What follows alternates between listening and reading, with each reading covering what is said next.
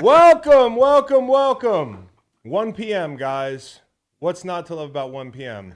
All right, just peeling back the curtain a little bit last night. The fucking film wasn't working.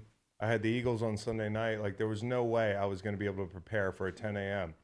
So for those of you who like the 1 p.m., please put that in the comments. For those of you that don't like the 1 p.m.s, maybe keep it to yourself because I'd love to do this more. I slept 7 hours last night. You guys can, Nice. you audio folks can catch it on the drive home. I call this the long drive home show, Kyle. Always a long drive home when you're listening to how poorly your team played. Yeah, exactly. Some of y'all are going to have a really long drive home. People in Miami's so spread out. There's so much traffic. We put the Dolphins and the Eagles right at the front of the show here. So Good. we'll get right to it. You guys can pull over in Miami Gardens if you want to catch the whole thing. But first, America's teams. First, America's teams. Kyle, what you got? I want you to go first today, Chris. Really? I want you to go first. Okay. There's, I want to make sure that, I've got some 1A, 1Bs. I don't want to step on anybody's toes. All right. Philadelphia Phillies. Okay. All right. America's team. They're a lot of fun, man. They are fun. Like, you have to listen. I'm not so passionate about baseball or such a homer in baseball with the Philadelphia Phillies. I mean, I just became a fan of that team like 2 years ago. People still have to remind me to tweet about the game. Like, hey, and by the way, if Jacksonville and New Orleans is on Thursday night, I'm going to have that on TV. I'll have the baseball game on my device. But they have been really fun to watch. A lot of big homers. A lot of big dongs. Big dongs. Yeah, Schwarber, he's got a face it's an like adult film out there. Yeah. Yeah, Schwarber looks like a guy who hits dongs. You can just look at his face, and that's what he does. All-time record for most left-handed home runs. Guy's a fucking stud. That team fits the city, too. All-time It does. record It fits the city. And how about this? Like, I don't know if I'm stating the obvious, but I felt like when Bryce Harper was in Washington, everybody hated Bryce Harper. I'm sure if you polled most people who walk down the street in Philly and were like, what do you think about Bryce Harper? They'd be like, yeah, he's a petulant child. He doesn't run it out to first base. Sometimes he throws his helmet, shit like that. But he became the perfect fit for Philly. I mean, he is just, they're in love with him. They should be. I'm excited about the game tonight. Philadelphia Phillies, one of America's teams. Okay, on that topic, the Texas Rangers. The Texas Rangers forced Game 7 last night. Nobody saw it in Philly. Everybody was watching football. But that's a good thing because, like, if I'm the Phillies, I don't want to play the Astros in the World Series. Like, for one, if you lose to the Astros, it really stings because they're a bunch of cheaters. And two, I think the Rangers Was that ever confirmed? It was pretty confirmed, Kyle. What is pretty confirmed? The trash can. They got penalized. Yeah, they got Major League penalized. Baseball. Are they doing stuff that other guys aren't doing? Do you have an Astros cheating hot take? Please, fire away. I'll let you get through yours. I'm sorry. No, I mean, like, I think the best part about the Texas Rangers is they listen to Creed. Okay, that was the thing that made me fall in love with this team from a distance. The beginning of the postseason, they've Beautiful been playing ballpark, Creed. too. But I just want to warn you guys, you are creating your own prison by getting to the World Series. If we win Monday night, we're going to fucking wipe the diamond with you guys.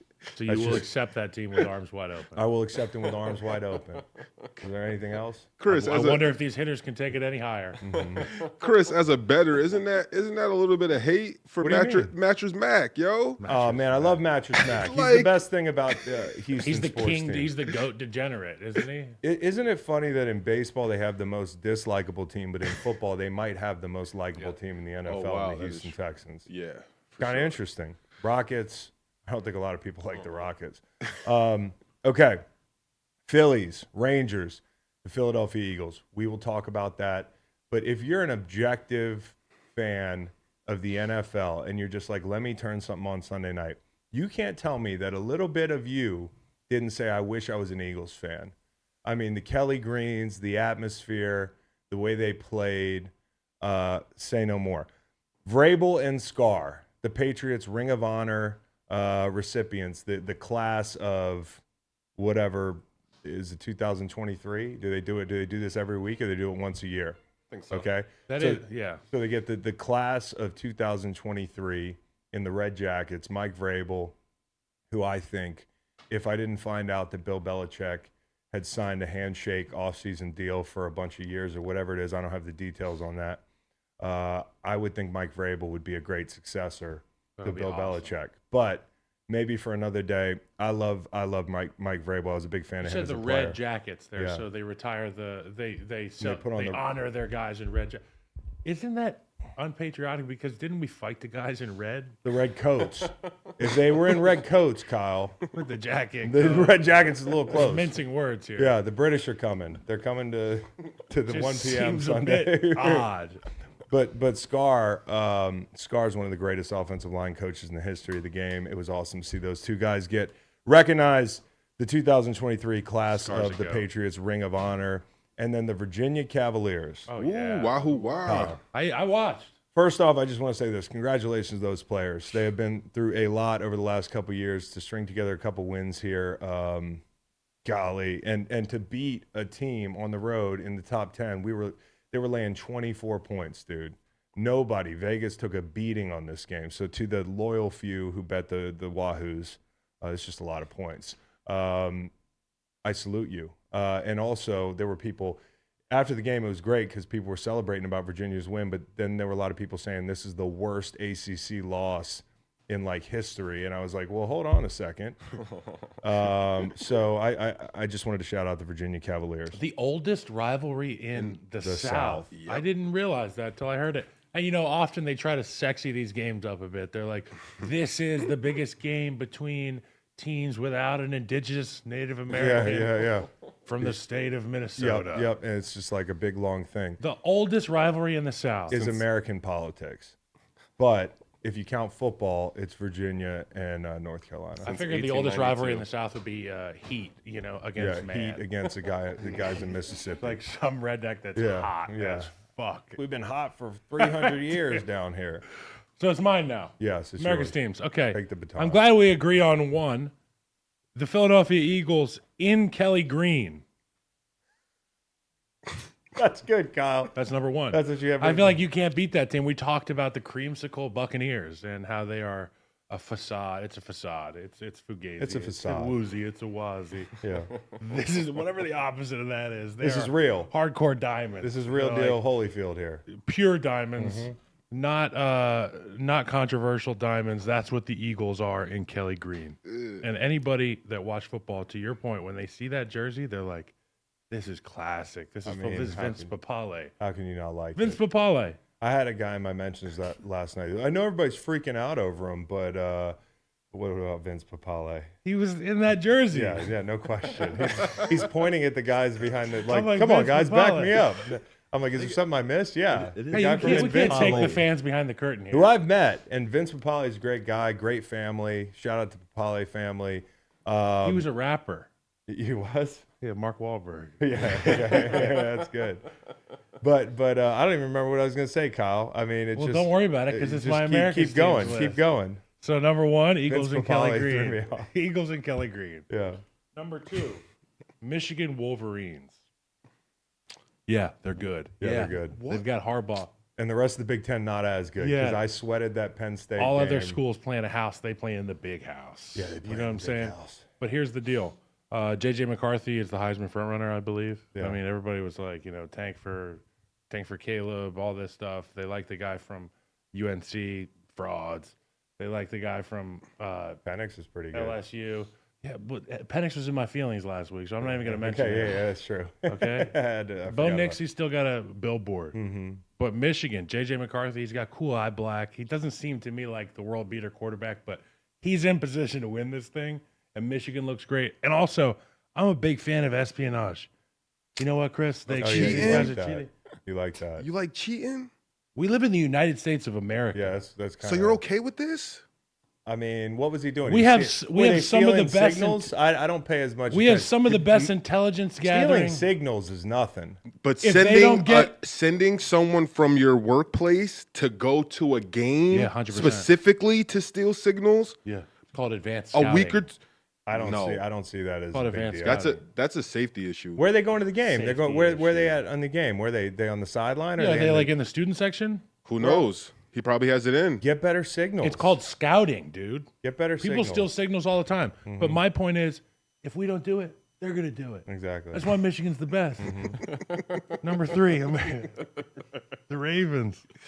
I mean, it was only a matter of time before Lamar was like, Yeah. Big trust. Yeah, Again. big I want to hear trust. big trust again. Yeah, he's pretty good. Because I have big trust in the Ravens right now. And you know, it starts with that defense. But the way that offense looked was awesome. To start the game, the Lions' eyes didn't know where to go Yeah. with all the RPO stuff. Mm-hmm. And then as the game went on, it was kind of like daring Lamar to throw the ball. And Lamar was like, all right, MFers. Yeah, I'm still an MVP candidate. So Baltimore Ravens, number 3. When they're good, everybody in America loves them. Number 4, backup quarterbacks. Again, they were on my list last week. One of the OG backup quarterback matchups would have been Jalen Hurts to Tagovailoa. Saw that on Sunday Night Football. It was a lot of fun to watch. But then throughout the league, Tyson Bagent for Chicago stepped in, wasn't asked to do a lot, but did enough to get the win and impress a ton of Bears fans. I think they've locked down at the very bare minimum their backup quarterback See what you did there. Yeah, that's good. for a long time. PJ Walker as well coming in for the guy who just continues to get dinged, Deshaun Watson. We're going to talk more about this. PJ Walker, Tyrod Taylor. Nate's laughing because he knows with Deshaun Watson, I've been banging this drum for a calendar year. Don't jump out of the gym for this Cleveland team. This guy he's So bad karma. Tyrod Taylor, the last of my list of backups. I'm sure there are more. Brian Hoyer did well as well. And you know what? They gave a shout out to Brian Hoyer during the Bears game. They said he was the last Bears quarterback to throw for 400 yards 4 times with no interceptions, and he did it at like consecutive games. And I was like, I must have been on IR for that Yeah, one. exactly. I forget those games. Yeah. So number 5, you love the Phillies, Chris. I get it. Mm-hmm. Makes sense to me. Mm-hmm. You like cheating. I have a thing in my America's teams right now where I just keep there's some cheaters. Yeah. Jim Harbaugh, he sleeps over on recruiting visits. That's almost cheating. Right? Yeah, Like, it would is. your wife consider that cheating if you slept with Does a he high school sleep boy? over? Does he sleep over? It was Jake Moody. Jake that's Moody. fucked He up slept if he over did. at Jake Moody's place when he was recruiting Chris, Jake this is a Moody. real question. San Francisco Yeah. 49ers He kicker. brought a overnight bag and was like Yeah. playing SNES with these guys. Yeah. You got any milk? So that's like cheating. Okay, so Chris, you love the 2%. Phillies. I like Altuve a lot. Yeah. Because he's little, Yeah. but he plays big. I could drown Plays in a huge. rainstorm. Another one. Plays huge. Yeah. And you know what? I think that Houston and Philadelphia advance. I think that's the series, and I Yeah. think that Houston does end up winning. And I think Little side bet? and I think that Altuve ends up being the World Little Series side MVP. bet, babe? Oh. You want a little side bet? Altuve World Series MVP. If they get there, side bet. Yeah, and you have to pick yours. Oh, I got the Phillies. No, And MVP, just who's going to win? No, we have to do the MVP. It's a parlay. Who's my MVP? It's Kyle Schwarber. He's Okay. going to hit like 3 bombs. Deal. Okay, we'll figure $100 out bucks. Baseball bets. I'm not pre-CBA. I don't have a media company. Kyle, you get a new sports car every 3 months. You gotta. That's untrue. Why you point to me? He's pointing Trying to to- Nate for somebody. Like I just got a new car, traded it in. That's untrue. What do we got now? We have the Eagles and the Dolphins. Oh, we're gonna talk Eagles Dolphins now. right off the top of the show. Listen, I don't mean to gloat, but I told you. I mean, I told you, and like, listen, the Dolphins are a very good team. Okay, no questions asked. If you got to play the Dolphins, it's gonna be a long week of prep. They throw a lot at you. Tua is, when he's clean, I talked about it last week, as good as anybody in the league. I'm aware of the injuries. I am aware of the calls. Okay, you didn't get all the calls. Okay, not every team gets all the calls every week. But the Dolphins against playoff teams since last September, where they beat the Bills 21-19, and they beat the Ravens 42-38, they are 0-6 against playoff teams. And even more so when you get in these primetime games. Cincy, you score 15 points. Pittsburgh, you score 16 points. Chargers, you score 17 points. In a 425, where everybody was watching last year against the Niners, you score 17 points. Now, Buffalo, I think they went out there and played really well up there, and I thought they out-toughed them and maybe should have won that game. But when they play these teams in big spots, they tighten up. And on top of that, I would liken the Dolphins to a sports car, Kyle. Not every track is going to be, Royal Suited. Raceway. Suited. Okay, sometimes you got to go to Moo Moo Meadows.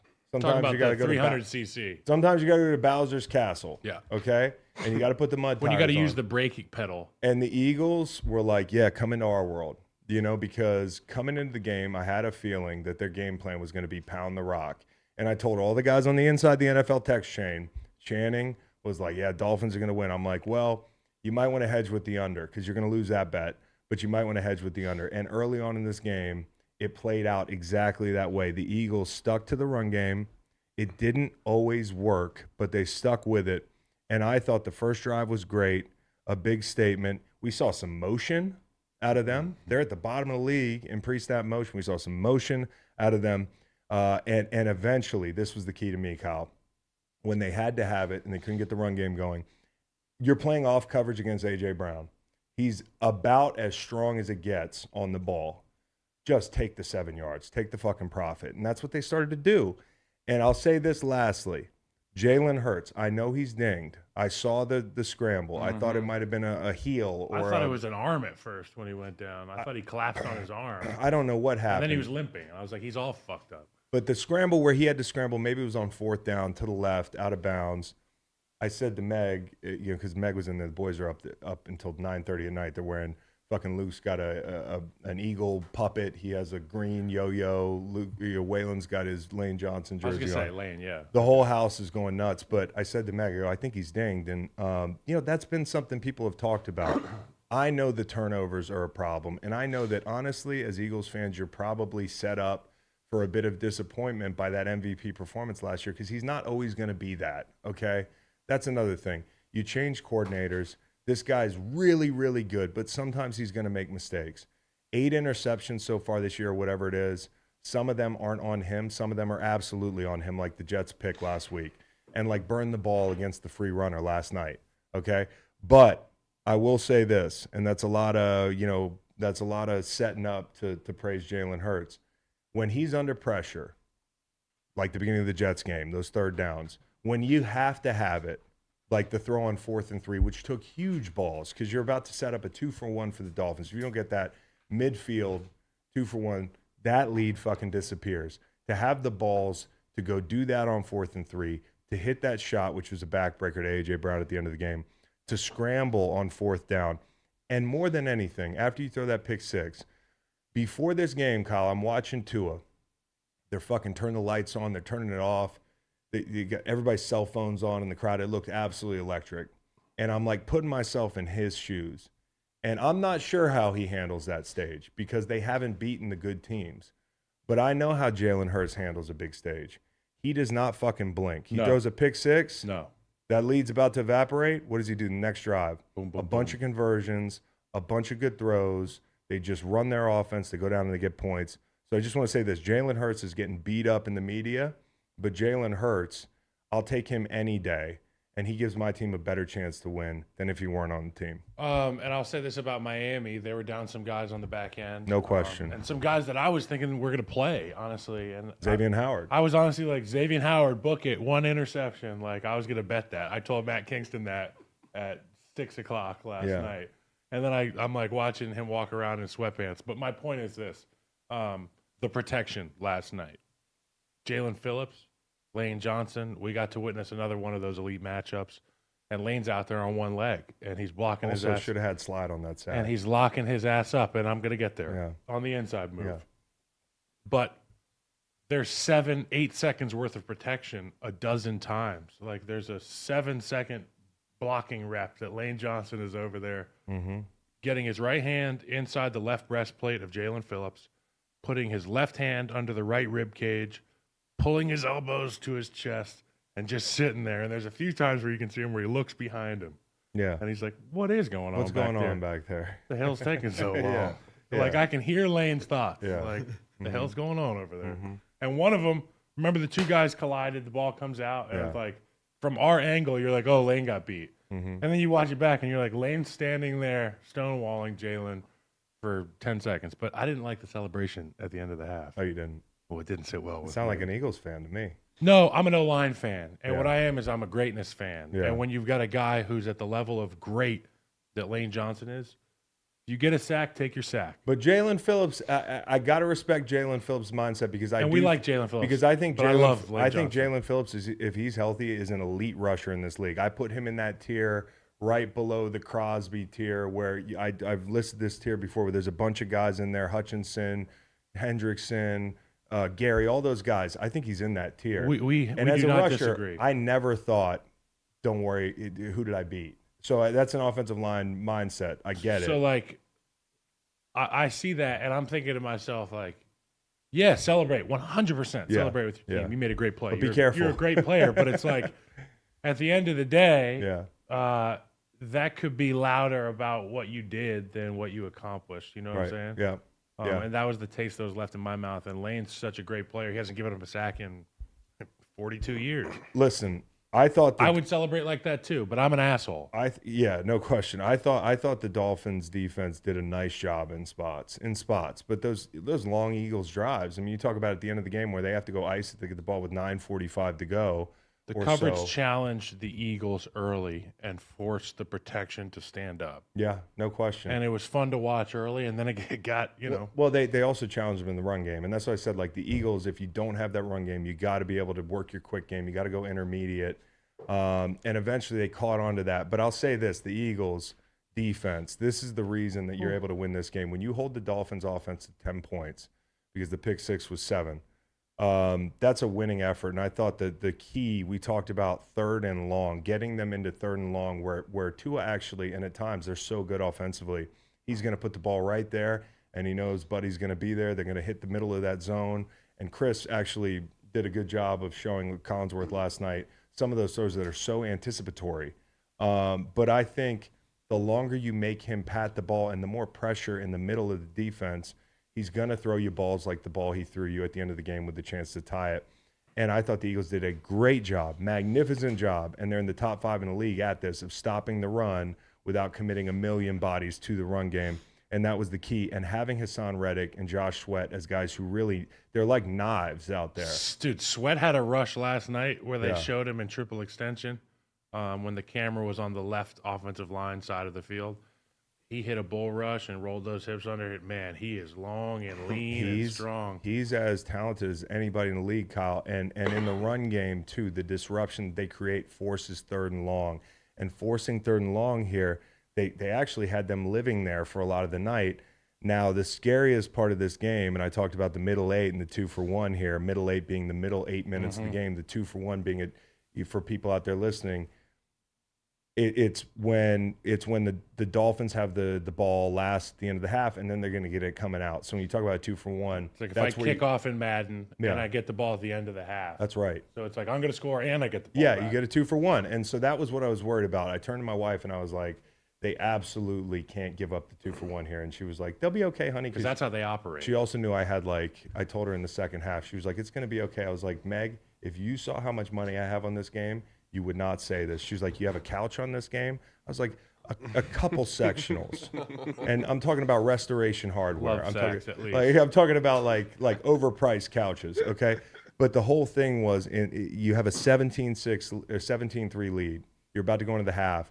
Like, you gave up 3rd and 13 to Cedric Wilson. You bracket double on a press technique, Tyreek Hill. As soon as they came to the line and I saw Bradbury up on him, I'm like, that's where they're going. And it's like, Edmonds, just get on your horse or get back there. Like, be in a cloud kind of, situation where you're over the top of him, not bracketing him. Other than those mistakes that made the game closer than it should have been, I thought they did a great job. And early on, they took a guard out, right? I'm not saying that's like what you try to do, but buddy, did they ever? But boy, the middle of that pocket, man. I hate rewatching injuries, but I was rewatching just from the physical presence on that defensive front. I mean, there's a few different types of defensive linemen. The first one that comes to mind for me is like a Vince Wilfork. And me and Cody Whitehair, who's still on the Bears, we used to double team Wilfork in Houston. We couldn't move him off the line. He wasn't denting us into our backfield. And then there's guys that shoot gaps and get skinny, and they're trying to wedge between double teams. And then there's guys like Jalen Carter who picks one guy and he attacks him. Yeah. And he dents him into the backfield. And when you do finally square up, he's going to beat you with a move. No question. So Jalen Carter, young guy, continue to develop, but my God, the presence he's had. I don't know who matches up with the Eagles when they're right. Chris. It's tough, and you talked about this earlier. You were saying San Francisco is a tough matchup because their guys inside are not as good. The matchup for San Francisco's O-line does not bode well against the Eagles. So, and that's the one thing about the Eagles I think that's really good. We talked about this before. I'm not saying that the new Patriots, because I think that's probably the Chiefs right now, right down to bringing guys back like Frank Clark and and Mecole Hardman. Like, that's what the Pats do. And not only that, their defense is carrying them now, and their too. defense is carrying them. They can morph into different teams year to year, week to week. And it's the same thing with the Eagles. This was a muddy game. We're going to muddy it up. We're going to run the ball, and we're going to cave the fucking pocket and make you drive the ball on us, and that's what they did. But the Dolphins, I will acknowledge this. I mean, we talked about the penalties. That's not always going to go your way. I'm sure in some of these other primetime games, you didn't spot the other team 10 penalties. What happened in those games? I'm not going to accept that excuse. Now, what I will accept is, like, this team's not healthy. Neither are the Eagles in some spots, but this team's not healthy. You got 2 corners down. One's going to be coming back soon that you haven't seen all year, and Jalen Ramsey. They said he looked good in practice. I think he's going to look really good. I'm sure he looks fresh as fuck. But you've got the offensive line's been banged up. I thought even the pick at the end of the game, leading up to that, you had bad snaps. You had a delay of game to start the game. You had one in the second half. So, like, this was not their best day. And at times, the receivers let Tua down with Tyreek let him down with a drop or two. Bad drops. Buddy, I'm glad you brought that up. Me too. Bad drops.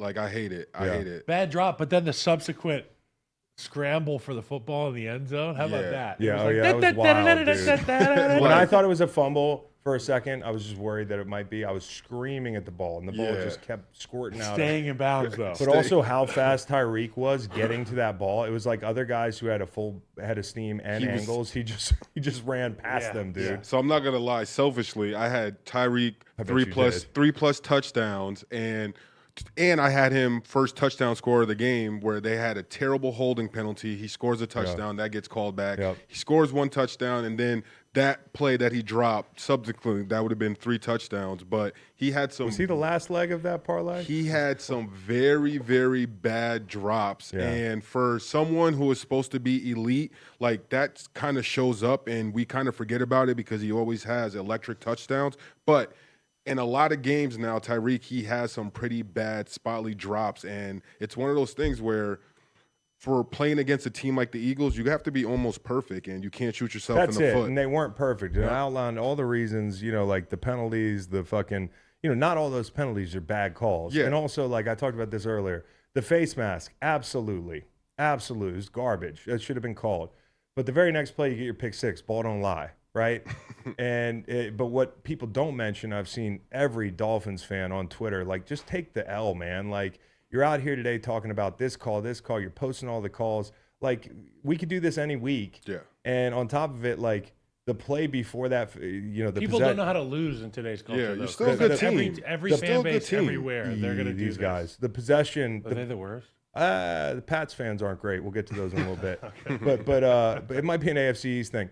But like right before that possession, nobody's talking about Eli Apple getting there early on A.J. Brown. It's not as dramatic as the face mask, and you're not chasing, so people are like, they're not freaking out about it. But Eli's early. Yeah. So what if that drive gets extended? So, for example, we're going to talk about calls. They didn't go your way. I'm totally acknowledging that.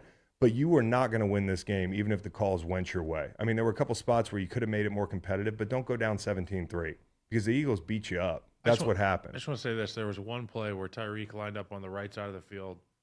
He ran a 20-yard in, like 20 yards up and then across the field. He caught the ball at 20 miles an hour coming back towards the line of scrimmage. You remember the play I'm talking about? Yeah. Do you guys understand how hard you have to run to get that deep down the field? Change directions. Yeah.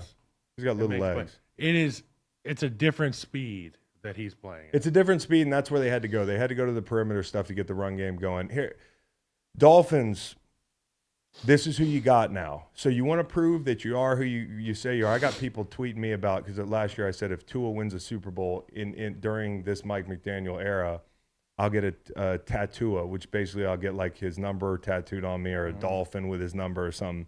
I said that on the Levitard show. I got people after week 3, the week before the Buffalo game, like, how you feeling about that tattoo? Buddy, I'll tell you after you play the Chiefs, the Jets twice, the Cowboys, the Ravens, and the Bills the rest of the way, okay? If you come out of that gauntlet and you're the number 1 seed in the AFC, then hey, hats off to you, and I think you are probably a Super Bowl favorite. So you got a good football team. Your coach is one of the best in the NFL, period. I can't say enough about Mike McDaniel, his emotional intelligence, the type of guy he is. the way he's a rocket scientist, but The can way he relate runs to the other locker people. room at halftime. Yeah, I love the guy. And Tua, great dude. He handles everything with class. He handled this one with class. He'll be back next week putting up 500 yards. Well, he's playing the Patriots, so I don't know the way they played yesterday. But the point is, you got to beat teams like this if you want to be talked about. Me, pick me, talk about us. I'll talk about you if you beat teams like this. Look how fast we are. Yeah, we're really fast. Well, this is not Royal Raceway, man. It's fucking Bowser's Castle. And the Eagles, the next 7 weeks, the Chiefs, the Bills, the Niners, the Hawks, and 3 divisional games with 2 Cowboys games. So these are gauntlets, and it meant a lot to both of these teams to get a win. Whoever got it, you feel much better going into these stretches. That Chiefs matchup is going to be interesting. Ooh. Also, it's the same thing. We'll get to the Chiefs in a little bit. That's a savvy secondary. It's a physical group. All this Got a noise. winner up front. Yes. Nick Bolton, though. Dislocated wrist. Sorry, we're going to Yeah. talk about this. But the point is, after all this noise, after 6 weeks or whatever, 7 weeks, this is the point of the season where teams come down to earth and we find out who they are and who they're not. And the Eagles, for all the talk about their regressing and all that stuff, are still an elite football team. The bones are good. I'm not saying they're going to win the Super Bowl, but they're an elite football team. They've got a quarterback. They've got multiple receivers. They've got winners on the edge in the pass rush. They've got winners in the run and the pass down the middle of the field. Yep. And they've got guys who have played there before on the edges and in the back end. And they have the tush push. They have the tush push, which is is a honestly weapon. an advantage. Sometimes it was more like the tush carry last night. Yeah. Like they just pick him up by his butt cheeks and set him 7 yards down the field. They move him 21 feet. They're getting 7-yard fucking tush pushes on that last drive. It has to be so backbreaking that you know you have to defend three downs. Do you and see then, the defense? And then if it's 4th and 2, they're going to get in there and do this play that never doesn't work. Let me ask you this. You think Jason Kelsey should maybe get an MVP vote if the tush push keeps going the way it does? If it ends up being How about no? Why No. not? He's No. like a huge factor. MIP, if it's most unstoppable innovative play, most innovative play. Do an EPA calculation Either the during field this goal next block, breakdown. either the field goal block that the Patriots dialed up week 2, Yeah. where the guy came from the boundary and ran down the line, or the tush push perfection. Not the MVP for The it. chat wants to know with the tush push, could the Eagles get a first down if they ran the tush push 3 times? Oh, 100%. absolutely. But I want Absolutely. people to understand how physically demanding it is to be an O lineman running the tush push, because not only are you firing off, mashing helmet to helmet, mashing shoulder pad to shoulder pad, but then that pile lands on you. Yeah. So if you have something that's not flush to the ground, it could get caught. Your fingers. You remember your Star hands. Wars when they were in that The trash trash compactor. compactor, dude? That's what I bet it feels like in the middle of the tush push. There's something in here. I just seen it. Like Jason Kelsey's in there like Chewbacca. I just seen a meme, and it's like Peter Griffin all like bent up on the ground, and Yeah. it's Jason Kelsey Yeah, at the What bottom it is, of dude. the bottom And of you're the right, tush Kyle. push It's pile. fucking hard on these If you guys. get to the Super Bowl, you might see that thing 2 or 3 times in a row. Yeah. Well, use it now because they're going to get it out of the game because it's not. They're not here's what getting it out of the No, game. they ran out, so they were like, it's unfair, and then everybody else tried it. People are getting their players hurt doing it, and they're like, okay, it's not unfair. They're just better. And then now they're like, well, it's aesthetically not pleasing to people watching It's the an game. ugly play. You can't put Taylor Swift on TV every 3 seconds. You can't have Blueface out there.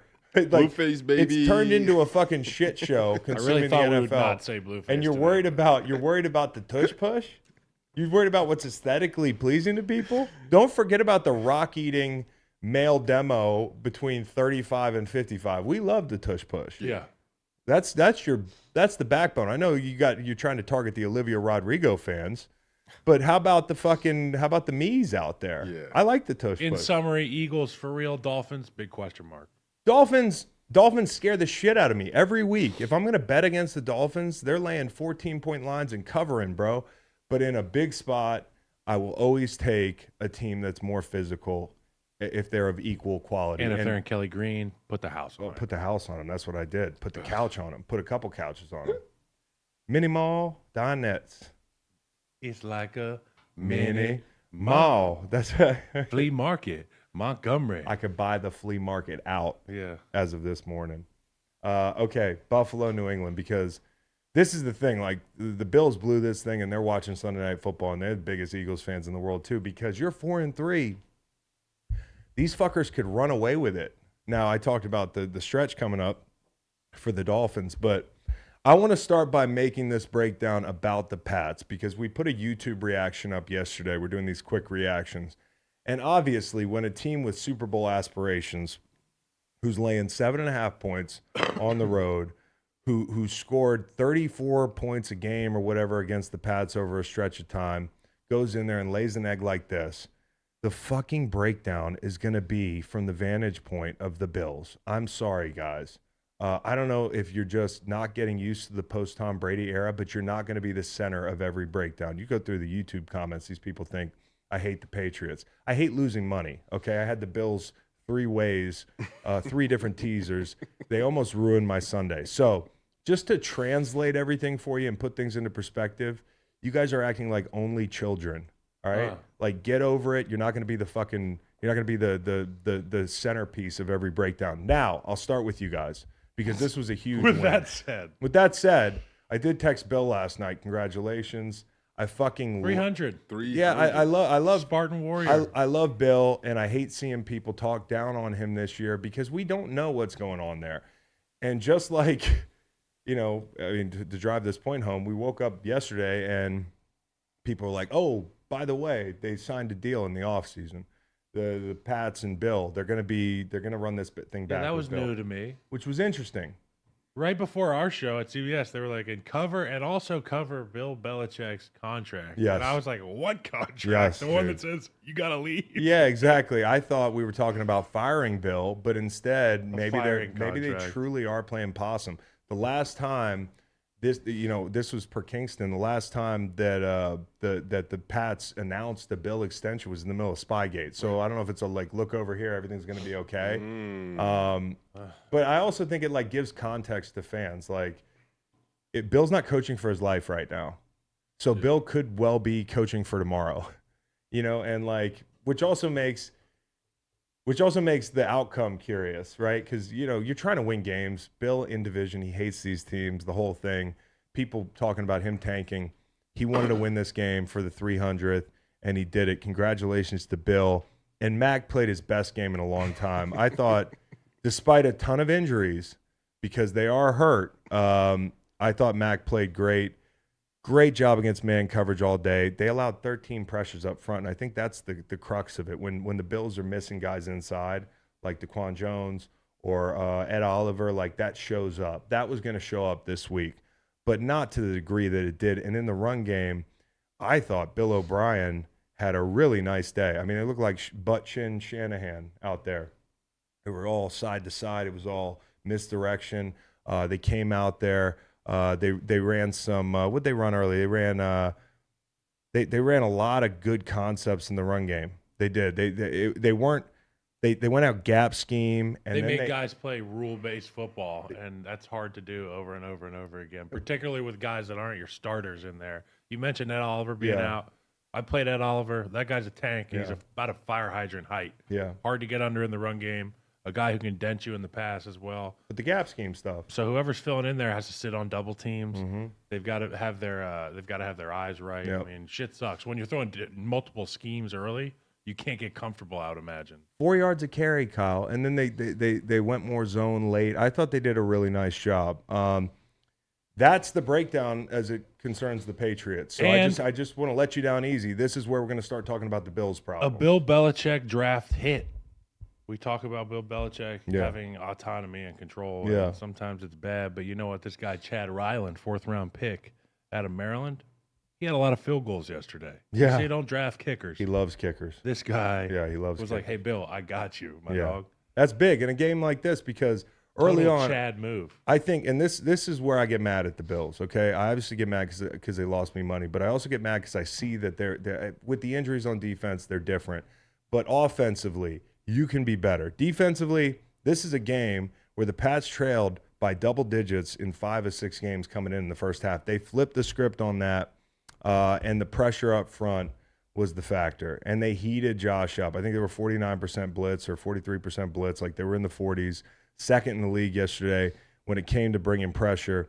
And Josh, lethal in the quick game, but when you don't have those quick answers, when you hold the ball for 2.5 seconds or more, he was 10 for 24 for 130. And I don't want to put everything on Josh, right? Because I do think they need a number 2.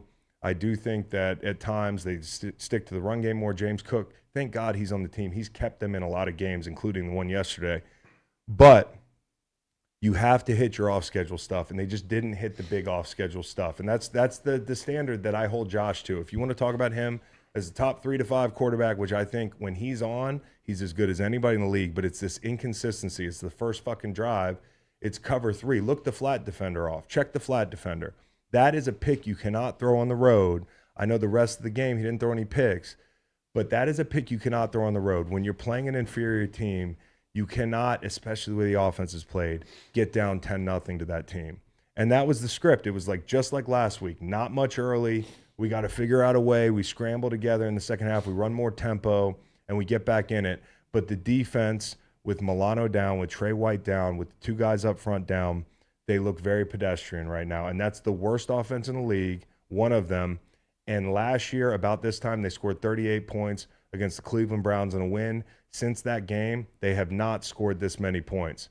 So this was like a terrible, terrible performance, right down to the cherry on top, which for me is a cardinal sin as a defense. You're giving them 2 minutes to drive the field and score a touchdown. That's not even on my radar. It's like we're defending a field goal, and that's what I'm worried about, especially after the screen.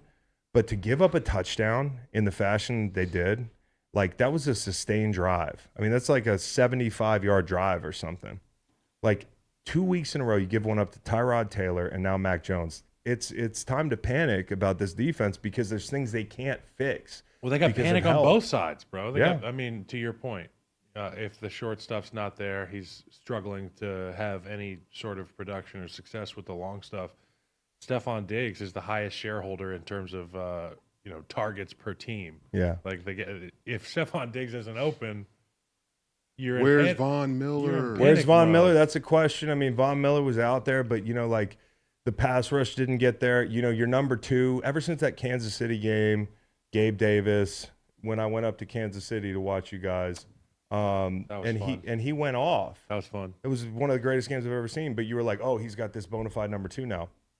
I still haven't seen it consistently, and I think Gabe Davis is a good player, but like every other Ferrari in the garage, I like their young tight end. You soup that Ferrari up. I like the young tight end too, and he came on yesterday, but Knox has to catch that ball on 4th down. They need a reliable number 2 that's gonna eat when you take coverage off of Stephon Diggs or you put it on him. I thought this game was a big disappointment. Down was the story of the game. But how do you if you're the Bills?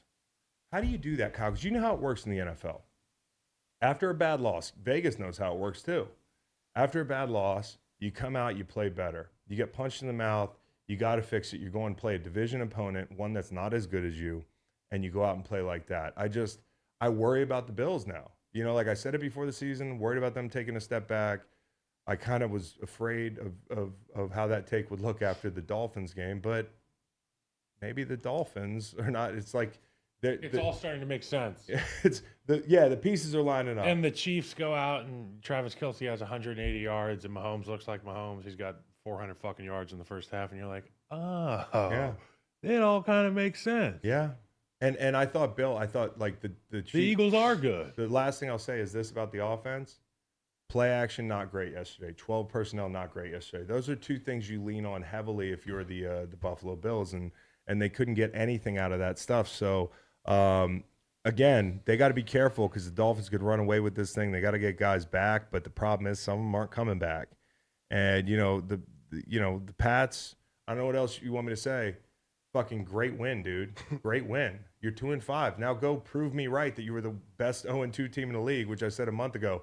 The funniest thing about you guys is I'll actually stand up for you, but you only pop in like once every year, and you take everything personally. The Pats they should be better. It's the Maybe TikTok, this is YouTube thing. short generation. They see one thing.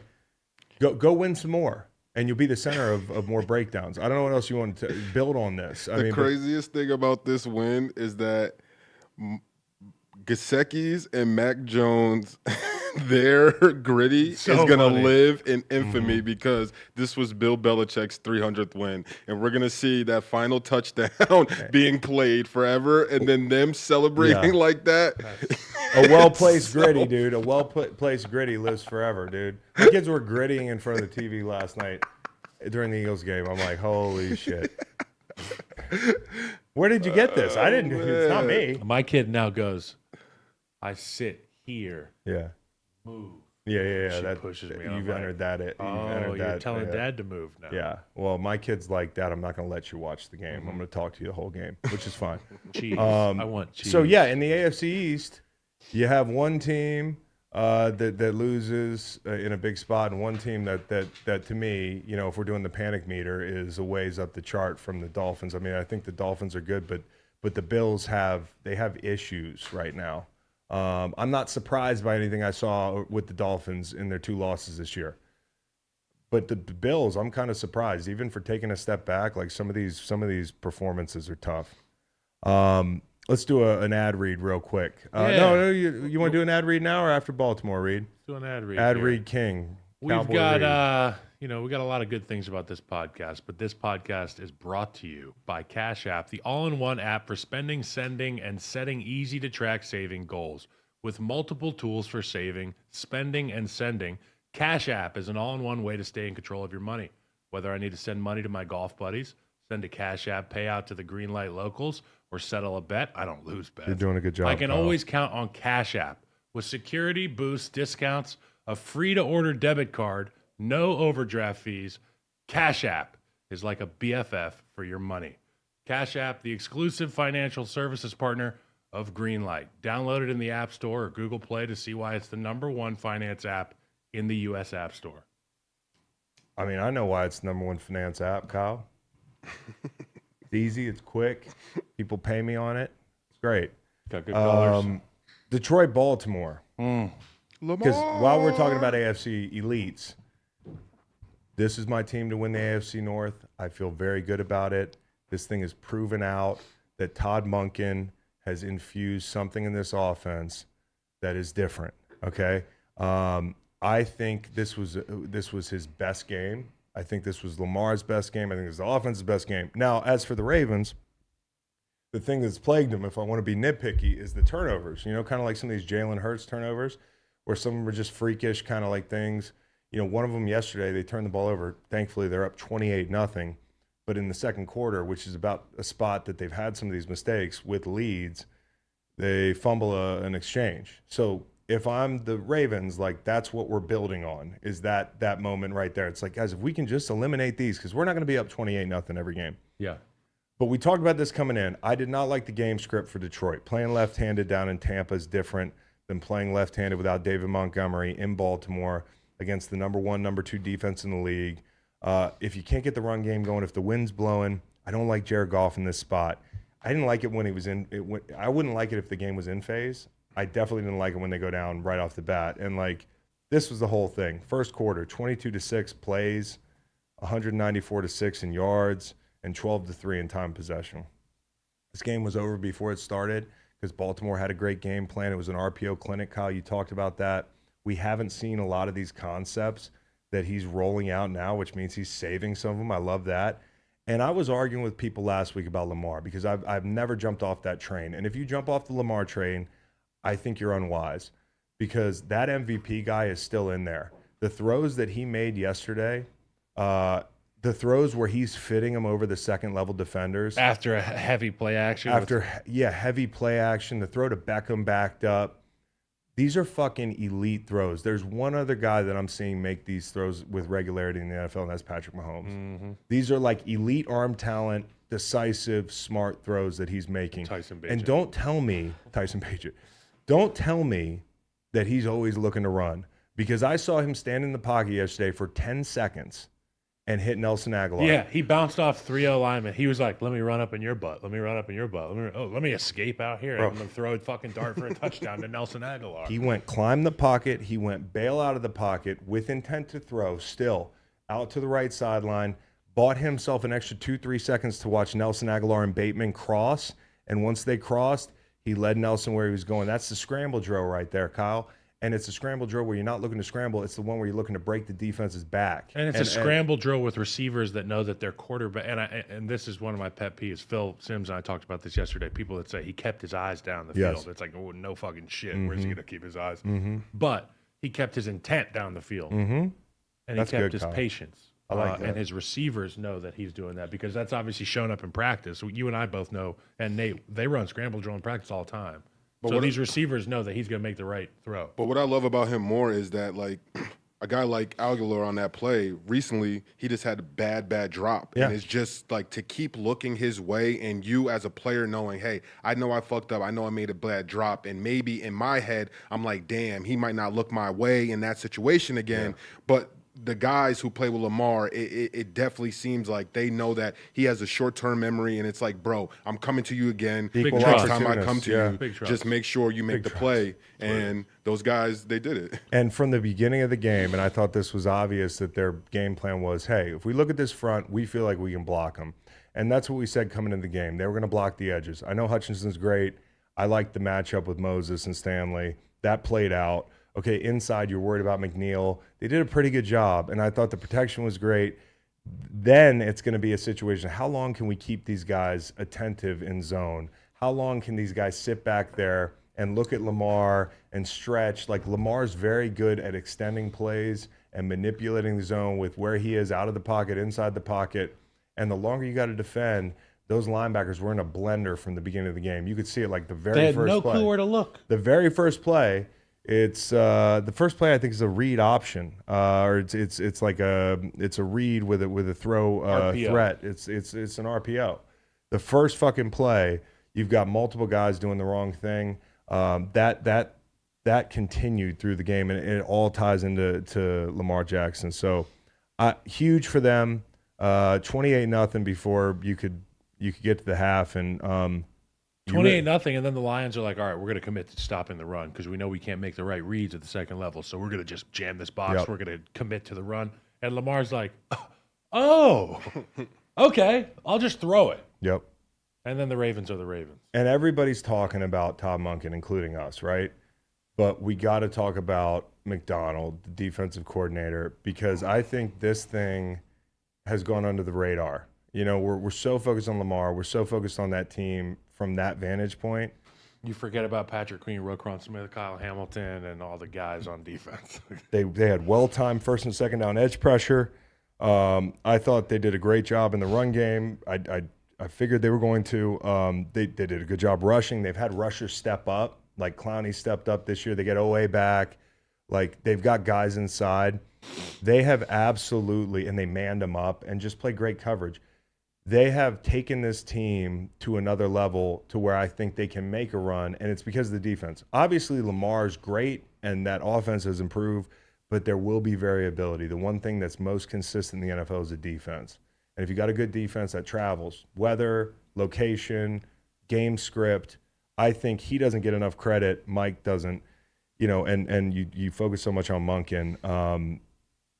I mean, their identity was totally different. It's not just like changing D coordinators. They changed D coordinators and like mindset, the way they do things completely, because Wink is such an outlier. I thought this team did a great job in the offseason, and now they're starting to round into form. And you said like they can make a run. Well, I have an idea for a segment. Every week we should do a Super Bowl today segment. Who wins the Super Bowl today? Today. It's Chiefs and Eagles, isn't it? So yeah, I have four teams. I have 4 teams written down. I got Chiefs, Ravens, Eagles, Niners, and I've got the Chiefs circled with a line to the Eagles. It feels inevitable sometimes, doesn't it, Kyle? Super Bowl today. So yeah, the That's AFC, my pitch. the Mad AFC Men. North. We talked about the Ravens; they got it done. Cleveland gets it done. Is Cleveland the same fucking team as last year? I mean, are they the same team as last year? Because last year, I'm just telling you, I just read this in Sando's article today. Shout out Mike Sando, athletic, guy's beast. Mike Sando used to be one of the guys at my locker in the NFC West, and then he went to the bad guys in Seattle, and now he's like one of the biggest names. They were third in EPA defensively, the Cleveland Browns were, over the last 7 games. So, like, the bones were there. They added some pieces. You know, you talk about Thornhill, you talk about Big Z and that sort of thing, and some of the other additions they've made. But the bones were there, right? And then offensively, I don't know what's so different about this team because, and this is one of the reasons that I flirted with or took them last in the AFC North, because I do not trust Deshaun Watson. And part of it, admittedly, is a karma thing. I just don't believe him. Okay? You can give me the whole thing, but I just don't believe him. And then on top of that, so I think they made a deal with the devil there. On top of that, he's not a good quarterback anymore. Oh, boy. The first 2 picks, you can say he's concussed. I don't know what's going on. But he hasn't been able to stay healthy. And, you play your best game a couple weeks ago. His soft tissue doesn't feel good. Those plays outside, feel like concrete because you can't get in anywhere. I'm so damn rigid out here. Everybody's like, no. I'm stiff as a board. We're booked from 12 to 4. How about 4:30? No, we close at 4. Yeah, we're done. So I just think, like, when I think about Deshaun Watson in his prime, the dude was electric off schedule. I remember me and Mike Bennett missed a sack against the Texans, and he shook us both, threw the ball 40 yards down the field. Like, you'd be laying on the ground and just listen to the crowd because, he extended it and made some magician play. The 2 picks he threw yesterday, he's out of the pocket. He's like, this is where he's usually great. He doesn't have that fastball anymore. And you could tell me, like, hey, give it time, the whole thing, but I've seen it for a year now. Like, we're about to be a year into this thing with Deshaun when you look at the games that he played down the stretch and this sample size. I don't know that Cleveland's that much different. So I know if Browns fans came here to be like, hey, congratulations, you beat the Colts. If you hear me with the tinge of I don't believe in the Browns, it starts with the quarterback. And I also think the defense is variable. Like, look at what they did against Baltimore in the run game. Not much. Baltimore was able to game yesterday. Myles Garrett, you thank your lucky stars you got Myles Garrett. Yeah. I mean, Game special teams, record. defense, run, pass. They got him on the 3rd down where they got a free play off him. But even if you add up, even if you gave him those 7 points, he still won the game. Yeah. Against, like, because he had the sack fumble in the end zone. That's 7. He had the blocked field goal. He had another sack. Sack fumble. He ran around a tight end and a tackle. It's just no good defense. The announcers There's are no like, if this offense guy to could even try to block him, and then you see the captain trying. logo on the tackle's chest. I'm like, this is the guy. He's this trying. is their tackle. Like, he cares. Like, he Promise gives you. a fuck. Promise you. But he looks so But silly. it looks like he's not. He's out there doing this. He's like, oh, I'm turning up. Miles is just running around the island in the kitchen. Like, Yeah, no.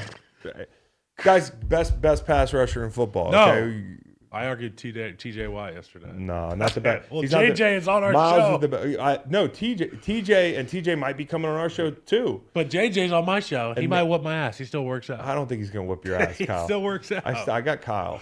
But He's you know, great, by the way. JJ is the fucking man. He dude. bought into this TV thing. He's so good at it too. He's great. It's unfair to look like Captain America, He walks be in Captain like a America, V. yeah, and just like come in there and just He's built talk like Johnny well. Bravo comes Yeah. walking into the studio. If you weren't such a good guy, JJ, I'd be jealous. Yeah. But I'm not because you're a fucking great guy. Mm-hmm. But I would put, like, respectfully, I like Miles 1, He's and a then like different very animal. close 2, 3 is Parsons, TJ, Bosa. They're all in there. Chris. But like Miles is 1 of 1, dude. 1 of 1. Yeah. So, anyways, You hear Micah talk about it too. He's like, there's things that he can do that we can't do. and there's things that Miles can't do that Micah can do. But if you're talking about pass rushing, if you're talking about just like who do you need to win a rush, you get 5 third downs, and they're all going to mean a lot during the game. They can throw whatever they want at this edge rusher.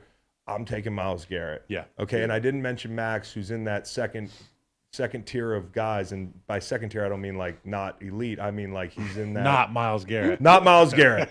Human tier. In the human being tier, Not even human. take your pick. But in the alien tier, there's only one.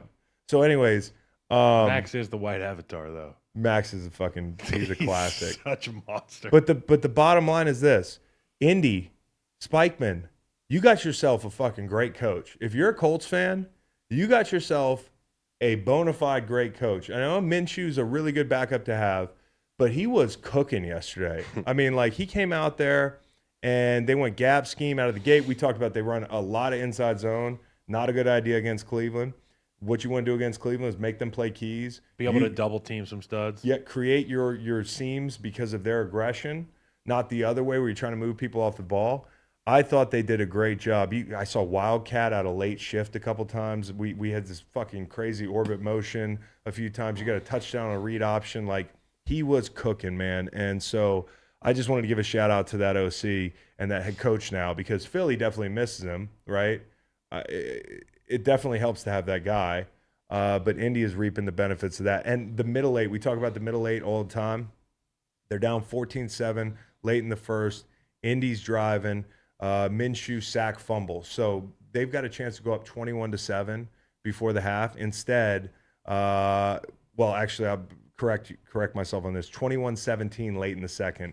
That's when Miles won in the end zone. And then you end up 24-21. So you have a chance to come out of that thing and get the ball with a lead. Instead, you go down 21 or 24-21, and then you actually give up a field goal as well. So 27-21. You come out of the half.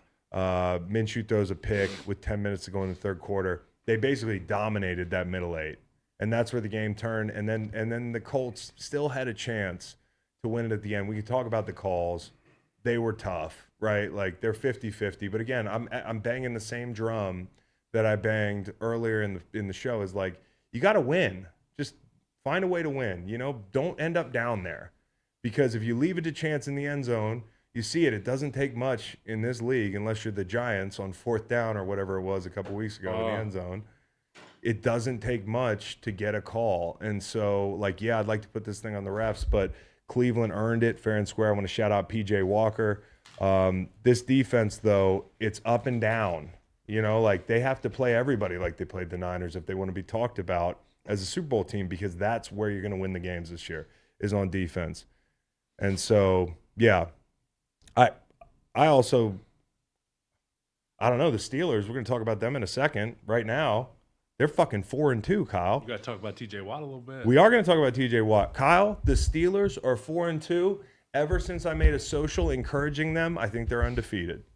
Mina Kimes, happiest person in television. Right? She likes Steelers. I remember during the preseason, and there was a lot of people, Mina, myself, you, we were all like, yeah, Steelers are like the sleeper team to watch out for. And then we were hiding for the first few weeks. First couple weeks, I had to kind of be like, well, it was San Francisco. I said a lot of things this summer. Well, Matt Canada, I forgot about that whole thing. But I thought Kenny Pickett made some big boy throws.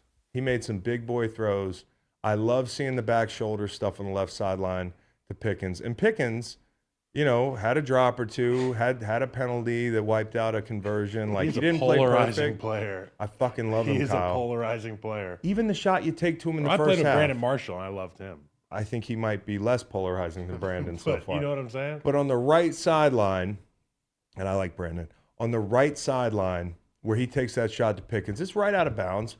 But I love the fact that they're even executing and trying this stuff, because every time you take a shot at George Pickens for a quarter second, you're gonna worry there's a flag. If you're on defense, you're gonna worry that he's gonna come down with a 50-50 ball. I love that. And I just thought this was a big spot for them. I didn't think they'd win this game, Kyle. I didn't bet it. I picked the Steelers. These are two teams that I have the Steelers over win total. I have the Rams under win total. I absolutely needed this personally. But I just thought this was a tough spot for them. Shout out to the defense coming out of the half with TJ making that enormous play. And that's the thing that he can do that most rushers can't. You know, he can play off ball. He has great instincts. He's a playmaker. You know, he just is a playmaker. And at that point, if he doesn't make that play, I think they could go down by 2 scores. And it's going to be a totally different ball game. 2 things. I bring up Brandon Marshall when I talk about Pickens, because Brandon Marshall, when he was on the outside, you could literally say press or off, throw him the ball. He's going to get you 7 to 9 yards. Yeah. Because he's going to make one guy miss. But at the same time, you may have a run period where he wants the ball thrown to him, and you say, buddy, this is a period. Yeah, this is a run period. And they're like, we're an inside run, sir. If you don't throw me the ball, I'm kicking everybody's ass. Is that what you used to say to Brandon Marshall? This is inside run, sir. No, I'd be like, B-Marks. Please. Why are you in your underwear? Yeah. No. Go put some clothes on. Pants on. I'd be in my underwear too if I was jacked like Brandon Marshall. I saw him at the airport. I'm like, who was the defensive end? He's a freaking monster. He's huge. TJ Watt joined Hall of Famer Lawrence Taylor as the only player since 1982 with 70-plus sacks and 7+ interceptions through their first 7 seasons. I mean, the way he finds his production is great. I never thought that JJ's brother would be just as good. Yeah. He's just as good. And different. And different. Totally different. Here's the thing. When it counted, okay, 11 to go, they're backed up. They get a first down on the shoulder, back shoulder throw to Pickens. Like, that's a key play, right? So they had to have it there to flip the field, to just get out of the shadow of their end zone. They had it there. 3rd and 3 with 4 minutes to go. You're sitting on a lead. He takes a hit. Pickett does. AD just tattoos him. Hell of a play to get that first down. Then 3rd and 8 versus pressure hits Robinson. Then you get the sneak. Now, here's what I'm going to say about that call at the end of the game. Number one, if you're Sean McVay, I totally understand you have to take timeouts in that situation. You're playing the clock. You took 2 of them. You had to take a timeout earlier to get your shit together so you can convert on 3rd down. It's hard for me to argue with the usage of the timeouts, but boy, you not having them, that loses you the game. Now, I'm not saying they're going to get the ball back and score, but there is one detail about this thing. If you're complaining about that call, you were gifted another opportunity at 3rd down, because Deontay Johnson, who's made a lot of mistakes in his tenure and I think he's a hell of a player. The route that he ran on one of those conversions was, he was like out and back in, and then Pickens threw him open. Like, that's what I'm starting to see with Pickens, is throwing people open, the calm to do that. But Deontay Johnson's a big part of this offense. He can't shoot him in the foot. And I'm talking about drops. I'm talking about like penalties. And last night, that was a penalty that, had the Rams gotten the ball back, had they not converted on that 3rd down that they had to reset up on 3rd and 8 and get the ball to Allen Robinson, had they lost that game, Deontay Johnson would be hollow man, because he walks over and he's doing it's just classic taunting. And Tomlin's jawing with the guy too. So part of it is just the Steelers' ethos. Yeah, dude. But like, fucking calm down a little bit, man, because the game's on the line. You're lucky you got out of that thing. Puka Nacua, I mean, the fantasy lives on. Yeah, no, he's still a good player. Like, I just don't get how people, like, there's so many players in this league where you're like, and this guy was a UDFA, and this guy was a missionary in the Congo for 2 years. Well, maybe nobody knew he existed. Well, maybe Puka didn't play in an offense that valued him at BYU or whatever it was. Did Sean McVay's wife have the baby yet? I don't know. That's one thing we haven't heard. See, like, these are details, you know? So anyways, huge win for these guys, man. They're sitting with the Ravens atop the fucking AFC North. They have the same record? They have the same record? I think they had one less game played because of the bye, but they have the tie break so far. Yeah, they're in the driver's seat. Dude, it's crazy. And like, they're driving a slower car than everybody else. But you ever read Tortoise in the Hare, brother? Yeah, Tortoise in the Hare.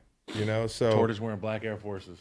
Anyways, you look at the AFC North right now, and this is just how everybody thought it would play out, right? Baltimore Ravens 5-2, Steelers 4-2, Cleveland 4-2. But boy, those 2 teams in the middle, you know, if you ask most people on the street, they'd say the Steelers aren't very good, and you say the Cleveland Browns are Super Bowl favorites. They're both 4-2, and then the Bengals at the bottom with 3-3. So this division, it could go any which way, but I do think the Ravens, in my opinion, are the best team in the division. And actually, if they play like yesterday, I would use the C word, contender. They just became the odds-on favorite to win the division at -110. Lions fans, I love you guys. I don't think you understand. I bet a fucking our house sectional, a fucking restoration hardware sectional. All right, it's like fine leather, the whole thing, on your over win total. Okay, like I bet the house on your over win total. I love Dan What Campbell. is it? I love your team. It's 8.5. I stopped worrying about it a while ago. Because you're good. But if I just use the C word for the Ravens, that's what contenders do in big spots like that. Okay? Like, so you got to win some games like that where you say, hey, they just took a good team behind the woodshed a little bit with that. And, you know, Kansas City, that was a big win, but you move on quick in this league. Yeah. I don't think anybody right now would say the Lions are a better team than Kansas City. And is it fair? Probably not, because you beat them head to head. But at the end of the season, are you going to say the Pats are better than the Bills if the Bills turn it on? It's just you have to string together big wins in big spots for me to use the C word. Okay? Or you can't expose a floor that is basement levels. Yeah, that's like an English basement, Kyle. People aren't buying those anymore. I think that the Ravens, what was the stat here? Let me read it. The Baltimore Ravens reached the end zone 4 times before Detroit even managed a first down on Sunday. It was crazy. So that sounds like a Bears game to me. Kyle, it was crazy. It was crazy. Now, the fun part, because after all this mess, we opened the show talking about the Eagles, people down on the Eagles going out there and taking care of business against one of America's teams in the Miami Dolphins. The AFC, all this talk about the AFC, we just went through a bunch of teams. The class of the AFC is still somehow the Kansas City Chiefs. I mean, don't act surprised. It's a quarterback-driven league. They have the best quarterback. I'm trying to be honest. It's a coach-driven league now. Yeah. They have one of the best coaches. I'm trying to be honest. I did not see them being 5-1, 6-1 at this point in the season with everything they had to work on. Yeah, and they're still working on stuff, right? You saw yesterday they're still trying to implement a true number 2. Rashee Rice having a huge day yesterday. Yeah. Travis Kelce had like a $180, Yeah. I think. I mean, and I don't want to say it, but Mrs. Swift was in the building again. She was. Again. Sorry, Nate. The stats don't lie. Numbers don't lie. ESPN made a show called Numbers Never Lie. And you know what? The numbers are there. Patrick Mahomes was awesome. The defense, obviously they were challenged earlier. The Chargers have a litany of weapons on offense. Eckler didn't look right to me. Herbert still looks like he throws one of the prettiest balls in football. And also, we talked about Bevel Conway. We're going to give Bevel Conway out later. But a look ahead, hey, it's going to be the Chiefs and the Chargers for me. Nick Bolton had the wrist injury, dislocated wrist. He was screaming in pain. I've never dealt with a dislocated wrist. But, man. Couldn't walk. At first I thought it was lower body, and then they said he was screaming, holding his wrist, going to the locker room, getting images. You know, he should be okay. Somebody's going to get good at building casts for that team in the training room, and Nick Bolton should be able to be out there. I was glad it wasn't a lower body injury. He can still play. But we talk about matchups. We talk about strengths of teams, and Philadelphia is strong up the middle on defense, and it seems as if Kansas City's strong on the back end and on the edges on defense, and obviously Chris Jones down the middle. But I really like the Chiefs. I think they've maintained good health up front. They've got continuity. They can run the football with Pacheco. I thought their usage of Clyde Edwards-Helaire was a little bit puzzling. He was a first-round pick a few years ago. People have been trying to get him out of there for a while. I think there is a place for him in that offense, but they haven't pressed the right buttons with him yet this year. At the end of the day, Patrick Mahomes is the reason for the season. He's got 360 yards going into halftime. He threw a bad pick, but, I mean, look, they're taking shots. They knew it was going to be a track meet. I can deal with mistakes from guys that I know are the guys. Yeah. But it's more of the same with the Chiefs. And to be honest, when you look back at Tom Brady and Bill Belichick and the dynasty that they were able to construct in New England, and we talked about this earlier, there was different styles to different fights that the Patriots showed up to and won each of these times. You know, the Arrowhead Invitational, it's looking like the Chiefs, whichever version of the Chiefs decides to show up, they will be playing at Arrowhead for this Arrowhead Invitational. And it's their defense that's been good. Yeah, there was a track meet in the first half, and we all expected that, right? Yeah. But what I didn't expect was Travis Kelce to be so open. The secondary for the Chargers, the priority has always been, since I've been paying attention to this rivalry, has been punishing Travis Kelce physically, making him feel it even on his catches. No run after the catch. We want to collide, contain, suffocate this guy after he catches it. The guy was running naked yesterday. Yeah, he was running down the field in the first half with nobody within 30 yards of him. I'll start with the defense for the Chargers, Kyle. How do you not stop the one guy, right? That, like, literally, you got Derwin James, right? There are people that bring in Derwin Jameses just to erase a guy in division. Like, you have that guy.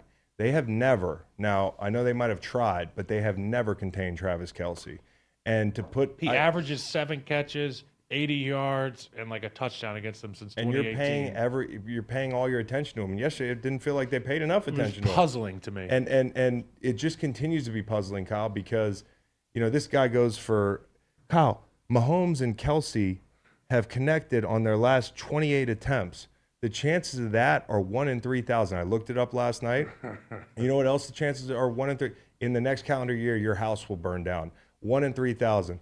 Better get fire insurance because these things happen, okay? 28 in a row. That's 28 in a row. That is like maddening on third down. And you talk about the Chargers coming in, giving up long third downs, even though they're up there statistically. If you look at the true third down conversion rate, because of penalties and all that stuff, they're one of the worst when they actually get the offense behind the sticks and they give up these backbreakers. The defense played cover 1 30% of the time. This is a must-have-it game on the road. You play 10% cover 1 most of the season. You go 3 times as much. After you trade away J.C. Jackson, who the last time I checked, the only thing he could do was play man, okay? So I just don't know what the fuck they're thinking, Kyle. I am out on the Chargers. They are officially dead this year, Done. okay? Like pronounced Tripped. dead on arrival. Damn. Trip the Okay, breaker. I want to blow the Hunger Game whistle for them. If Justin Herbert turns this thing around and makes the playoffs, man, then he deserves all the praise because he's going to be doing it pretty much alone. And I'm so fucking Okay. tired of people saying, "Well, it's about it's high time to start holding Justin Herbert accountable for Dude, all we've been the doing- lack of wins in the Los Angeles area." And it's like, come on, bro. Yeah, you're usually doing that because you like another I quarterback. would pay money to watch Patrick Mahomes and Justin Herbert level talents play against each other at the quarterback position week in, week out. It's what we want as fans. We want to see 2 guys who can stand and deliver on any throw on the field. End zone to end zone, sideline to sideline. And if they have to get out of the pocket, they can make the throw too. And usually Justin Herbert is off platform, which is part of the problem. Kyle, this is this was my big takeaway. The game's a lot like the relationship between the 2 franchises lately, okay? In the first half, it was like toe-to-toe, and in the second half, the team that had more substance and is better coached and has better position players ended up, creating distance and walking away with the thing. It was kind of like, is that your best shot? And honestly, that's the way I felt about the Chargers as a team against the Chiefs since they hired Brandon Staley, since they had Justin Herbert at the beginning or the tail end of Anthony Lynn's tenure. Like, it has been a macro, is that your best shot? Anthony Lynn. And I thought, Kyle, yesterday they closed the door on the Chargers in the West. They closed the door on Brandon Staley. They closed the door on this iteration of the Chargers franchise, of the Chargers team. And I hate to be too, big picture about it, but that's the reality. The reality is, just like the first couple games, it was like, oh, we might have a rivalry here, and I jumped out of the gym for it. Justin Herbert goes in there for Tyrod Taylor. He fucking stands tall, almost beats those guys. He's beaten them before. They've played in classics. But as time's gone on, fucking the Chiefs have retooled, so they got one hand behind their back, changing the way the team operates. And while they do that on the fly, they still have a way to stiff arm this franchise and say, hey, you want to be talked about like us, you got to put some big boy pants on and beat us. And it was the same thing with the game yesterday. It was a start hot, and they just wear them down. And it's been the same thing in this rivalry, and I think the door's shut now. For the Chiefs, I mean, obviously the faces and names that we know, the Chris Jones is on defense, but it's guys like Mike Dana on the edge, getting home with some winning rushes late in a play. The defensive tackle, Human, gosh, I can never pronounce his name. No, we're not talking about. Who are you talking about? He had a sack and a half yesterday. Omenihu. Omenihu. Thank you. Omenihu. I was gonna say Umenihu. There's Owe, there's Omenihu, there's Onyemata. Thank you. So guys like this are showing up, and as the season goes on, and you know this, Chris, you've been on championship teams, world champion teams. It's like you never know who's going to step up, and you're going to get the best out of your best players. But championship teams have guys that just find a way to step up. Yes. We saw Tranquil yesterday making a big play against his former team. Stuff like that happens. The next thing you know, you're in Vegas playing for the Super Bowl. No question, and they have become that team that you can set your watch to it. They're going to figure out a way to improve as the season goes on, and they've gotten out of this they've gotten out of this transition phase with one loss, and we're almost halfway through the season. Kyle, Mahomes still the king. You said earlier, numbers never lie. They always lie. They always fucking lie, dude. Go look at the top of. Numbers don't lie if it's convenient for me. If it's convenient. Okay, numbers never lie. I disagree. You look at the top of the league right now. Look at the passing leaders. There's always going to be 2-3 Kirk Cousins in there. So you're telling me they're the best quarterbacks in the league? All week I had to sit there and watch TV. It's like ESPN doesn't have anything else to do but put up Russell Wilson stats next to Patrick Mahomes' stats. Kyle, do you see where I'm going with this now? It's the fucking, it will take some numbers to create a narrative that Patrick Mahomes is unwell in Kansas City and that Andy Reid misses Eric Bieniemy, which he might. I mean, I think Eric's done a great job in Washington. But like, the more things change, the more they stay the same. This guy's the fucking king, and until somebody knocks him off, he's still the king. And when you look at yesterday, a couple things I noticed, Kyle, and then we'll move on. Kelsey and Mahomes, right? You talk about 28 targets in a row, but how about the middle of the field in general? They just peppered those guys. You go look at his passing chart, it's a fucking green hole in the middle of the field. And then the intermediate stuff in general was great for them. And yesterday, he had the MVS deep ball touchdown, 46 yards, Kyle. His first deep ball touchdown of the season, second since the start of last season. So they fully morphed. They are now the opposite of a butterfly. Yeah, there was a time where they're like, what's Mahomes going to do when they just drop 8? And Mahomes is like, it'll take me like maybe a game and a half. Give me 5 to get back to record-breaking numbers. Give me 5 minutes, and I'll figure this shit out. 3:25 going into the half. It's fucking 3:45. 13 of 14 intermediate, and for a bunch of yards, and then just that deep ball. When somebody pointed that out to me yesterday, I saw Next Gen Stats or something. I was just blown away by the fact that they've been able to totally change. And for the Chargers, they are off that 2-year cliff. McCoy 18-4, then 4-12 in year 3. Lynn combined year 1 and 2, 21-11, and then 5-11 in year 3. And now Staley, after 19-15, is 2-4. So this team just can't keep up in the fight, and the franchise can't keep up in the fight. And I hate to say it, but it's like you do have a chargering is a verb, and like y'all have been doing it for a long time. So I don't know what to say to you if you're a Chargers fan. I feel bad. Go from AC to DC. AC to DC. Different voltage? Currents? Yep. I also want to shout out Joe Reedy. I want to shout out my man Joe Reedy, who hit us with those coaching statistics. I mean, that's glaring. You get off to a hot start as a franchise, and then you can't. So Telesco, like everybody's fair game here. I got some analytics for you. Yeah. What's the deal with, when we see these coaches change their looks completely, right? So Staley has a beard now. You're going through something, Kyle. Remember when the Giants coach, I forget his name, he slicked his hair back. Yeah. McAdoo. McAdoo.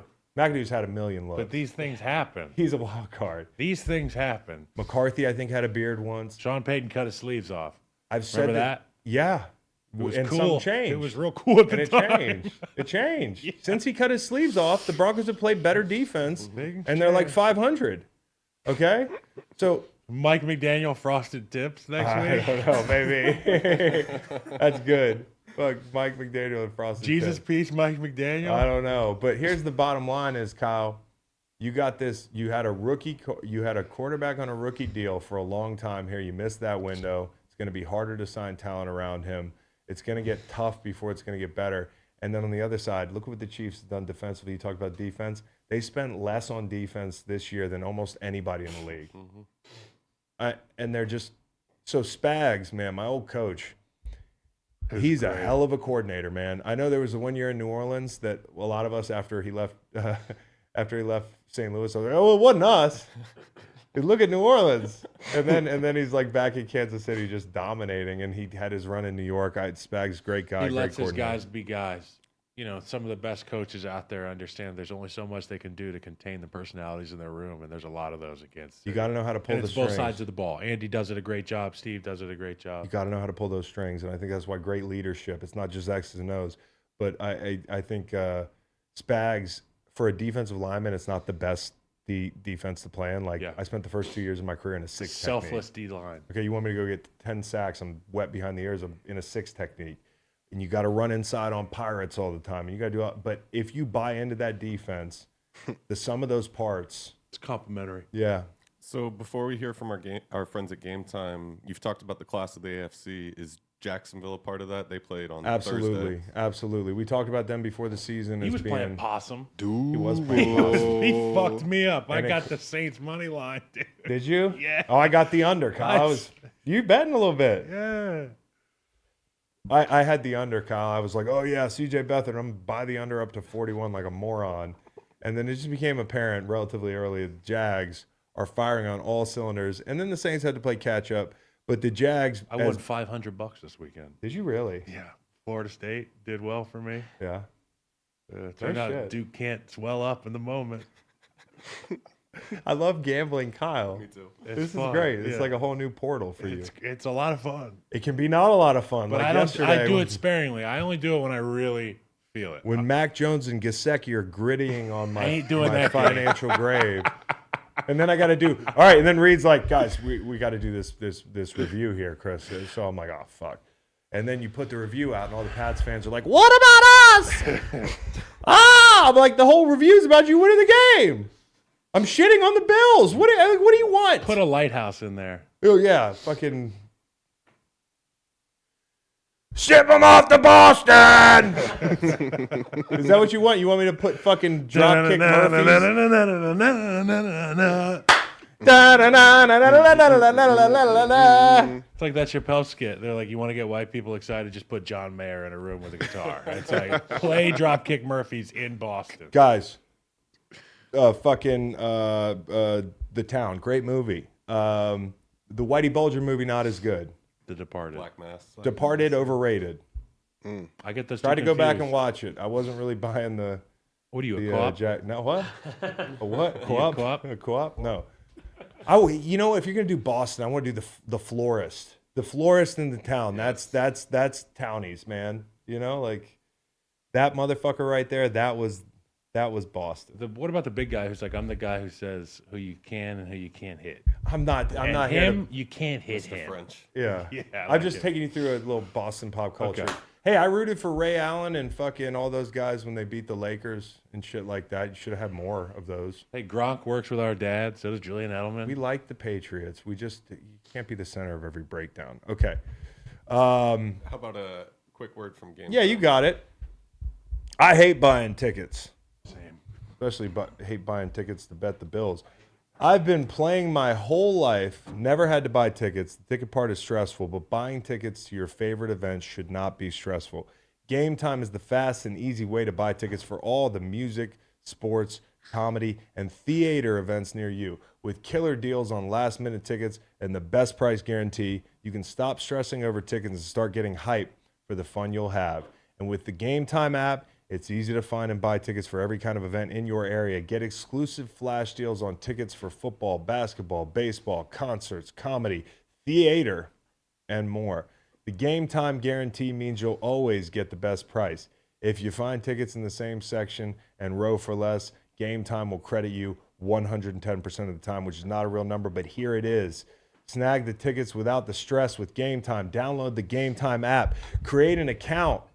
And use the code GREENLIGHT. Kyle, what do you have in your hand? I've got a Lucy Breaker. Okay, for $20 off your first purchase. Terms apply. Again, create an account and redeem code GREENLIGHT for $20 off. Download the Game Time app today. Last minute tickets, lowest price guaranteed. Kyle, I don't want to overstate the effects of Adderall, but with ad reads, it's like what they were made for. I don't think I've fucked up an ad read since I started. When did you start Adderall? You don't know this? No, we'll there's a talk about it. shortage. I thought. We'll talk about it later. You're the reason. We'll talk about it later, Kyle. That's I've got a great. script. Adderall's amazing. Yeah, I didn't know how severe my ADHD Limitless. was. You ever seen that movie? Kyle, we did layup line last week was Limitless soundtrack from the movie. I'm glad we're on Because the I same felt like frequency. Bradley fucking Cooper out there Welcome. reading ad reads, Kyle. Yeah, hey, you got more ad reads? I'll read them more. Washington and the Giants. Okay, we're into the uglies, guys. We're not going to spend all day here. We got to get to our Miller Lite moments. Like, I can't spend all day on these games, but I understand that they happened. I'll give and you they some will be Washington and the remembered. Giants. Yeah. Sam Howell took 6 sacks again. Sack on taker. pace to break the NFL record by a wide margin. Sack but king. it's a polarizing group, that offense. You know, Sam Howell pressured, sacked at the highest rate, an alarming rate. Honestly, you can't get anything going. Terrible on third down, the Commanders yesterday. But they're top 5 in the league in time to pressure. We've talked about this before. Takes too long. Sam Howell's got to get the freaking ball out. Take too long. This isn't college. Yeah, you're not baking a chicken back there, Sam. You can't JO it. We talked about this. And then Tyrod, 2 second quarter touchdowns. We talked about backup quarterbacks having a big impact in the NFL. Tyrod's done it for a long time. Love Tyrod. Nothing phases this guy. I love this Great dude. guy. Really solid guy, and I can see why the team rallies around him and finds a way to elevate their game. Chase Young, 2 sacks. Jonathan Allen, fucking fed up. I don't know if you saw the post game. Yeah, he's mad. First off, he looks like a movie character D lineman. He looks like straight out of 80s Hollywood casting. But he's like, he's fed up. And we've been on bad teams, Chris. We've been on bad teams, part of a good unit on a bad team, and it's no fun. Yeah. You feel like you're just wasting yourself, and I can understand where Jonathan Allen's coming from. So, yeah, that's my Commanders. Just not very good. I got something for you on that good. game. If Sam Howell's one of the worst in the league against pressure, why are you patting the football back there? And Wink blitzed him 64% of the time. Again, we mentioned next highest with the Pats at 49%. Dexter Lawrence 8 pressures. Dexter Lawrence, dude, is like an SUV, bro. When he picks up momentum, he's got to be as scary as a guy to see bearing down on you. I don't know what it is about him, but I just love the guy. I mean, I think it was because I was pulling for him because he started slow, and people were like, oh, Dexter Lawrence. He's one of the most dominant inside guys in the game, and he lived in the backfield yesterday. Another thing from that game, those jerseys, in my opinion, the Giants jerseys, they edge out the Eagles jersey a little bit. You talking about that dark navy helmet? Now, we don't drug test on this show. I love it. And then Tyrod with his visor in that jersey, I think that looks. Yeah, he looks sweet. It looks. You nice. got to admit the novelty of the Kelly Greens. Yeah, you but you don't get to see that a lot. If they just rolled that out last night for the first time, I might be like, oh, I'm not gonna lie. Yeah. Maybe the Hulu commercials kind of ruined it for me because they kind of look like it's the Hulu commercial. Oh, they look like the Hulu commercials to you. A little. You know why? Eagles? Because he's so well. Is that what he's talking about? Yes. Yeah, he's saying the Eagles Kelly look Green, like bro. the Hulu commercial, which is just a bad Hulu take. Sports and Live TV? Yes. No, Kirk Herbstreit. no. Hulu Sports and Live TV. First down, Can I Hulu Sports and Live TV. Dude, you know who's a really good actor? Stephon Diggs Oh, and yeah. Von Miller. They were in a And Von. commercial yesterday. I thought they're legitimately good actors. That's an issue. Focus on football. Oh, come on. You're the marketing king. Yeah. And then all of a sudden you're not the You marketing did an king. IG Live upstairs before this. Did he really? Yeah. The shame. There is none. Why is that shade? I'm just joking. I'm just mentioning. Just He's keeping mentioning stats. I'm joking. We love Dr. Facts. What we got now? Tampa versus Atlanta. Chris. Chris, what the fuck is going on? This is a what the fuck is going on type game, isn't it? And No Bijan- touchdown or touchdown. People, I read one of those. No touchdown at the pylon. Yeah. Oh well, so we were arguing because there Desmond was Ridder? the Drake London and The Desmond Ridder a flip. couple weeks in a row at the pylon with a fumble. Okay, later in the game, it was like I could not believe it. But earlier when Drake London's extending with that football, we didn't have the sound on, and I don't know what they were saying in the replay. I had the Bucks -2, which was terrible, and not betting the Bucks again. You're on my no-fly zone, Bucks. You have entered the Buck no. stops here. We're gonna be like the U.S. government. We're shooting it down. You Bucks no-fly zone. Can't. The Buck stops here. That's Buck if good. you buck. Yeah. Buck Hunters. So the problem with that play is, and I don't know what they said on the broadcast, but I felt like if the question is, did he lose the ball before the pylon and the goal line? I think he did, but they were saying maybe that his foot grazed the grass. And then the hand and the out of hand, bounds yeah. might have tipped the grass. But boy, oh boy, the Falcons make it really hard on themselves. If you look at the Falcons over the last couple weeks and like over a few games here, because I paid close attention because I do think it's a good football team. When me and Steve talked about it, who's going to occupy the last wild card spot in the NFC, I said, look out for the Falcons because the Falcons have a favorable schedule and they have an upside that other teams don't in that they can change quarterbacks anytime. Now, I'm not saying that Desmond Ridder did not play well yesterday. I think but at the end of the day, the points per game for this team is not sustainable. So, like, he can play well, but, like, let's start cashing in the red zone. Let's eliminate some of the mistakes. You had a couple picks in the second half. I can get behind this team, but they got to score more points. You know, they haven't showed me yet. Have they won a shootout? You know, and that's the thing is, like, okay, if these games are rock fights, which you major in the NFC South, they can win rock fights, okay? They can hang in there in the rock fights as long as they don't turn the ball over. But you can't turn the ball over and expect to win rock fights every week. They kind of got lucky with that, and Baker threw a pick at the end of the game. They're in range to go win that game, and so They're 4-3 and haven't scored over 25 points. it's remarkable. And, you know, defensive line's taking some shit because at times they haven't gotten home. I think they're coming on. I think the secondary is a really good veteran group. I think they're well coached. People don't like Arthur Smith. some people don't. I'm talking about Falcons fans here. I like Arthur Smith. love Artie. I think he's great. And I think Bijan, you do that without Bijan yesterday, which was a huge mystery. Okay, so let me give you this part. Yeah. So, you know when you're like trying to watch games, but you're in the airport or something, you've got your YouTube TV, and I'm like, where's Bijan Robinson? Yeah. And then I go on Twitter, and one of those fake verified accounts was like, here's the scoop from Atlanta. Got him. Are you ready for the scoop? Yeah, give me the What scoop. is it? Give me the scoop. 'Cause we've gotten They were in the hotel the night before in the meeting. And I guess, this is a fake account that I'm quoting here, people. Bijan Robinson was vaping. And the coach was like, stop vaping. Is that what they said? He from the turned fake- and he blew the smoke in his face.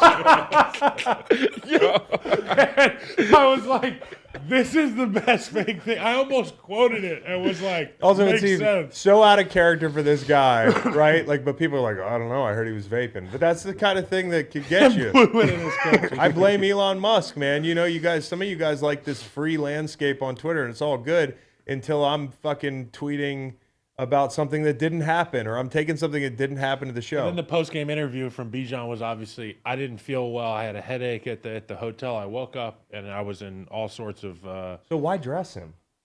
You just. I guess maybe he'll feel better because it's a headache. It's hard to know if a migraine goes away. Migraines are hit or miss. Yeah, and I don't know that. I get them once in a while, and it's one of those things where you could kind of like mentally hype yourself up and say you're okay, but it's just if that physical pain like sets in, it just kind of like makes you feel cross-eyed. Yeah. But it's something that when it's over, it's over. You're just like, oh, it's done. But it's done. Algier, Cordero Patterson, 31 carries combined. Cordero Patterson had 10 carries for 56 yards. Good to see him involved. He's a guy at the drop of a hat. You can be like, we need you to be this. We need you to be this. Such a historically underappreciated, great player. Oh, you know what this offense is doing?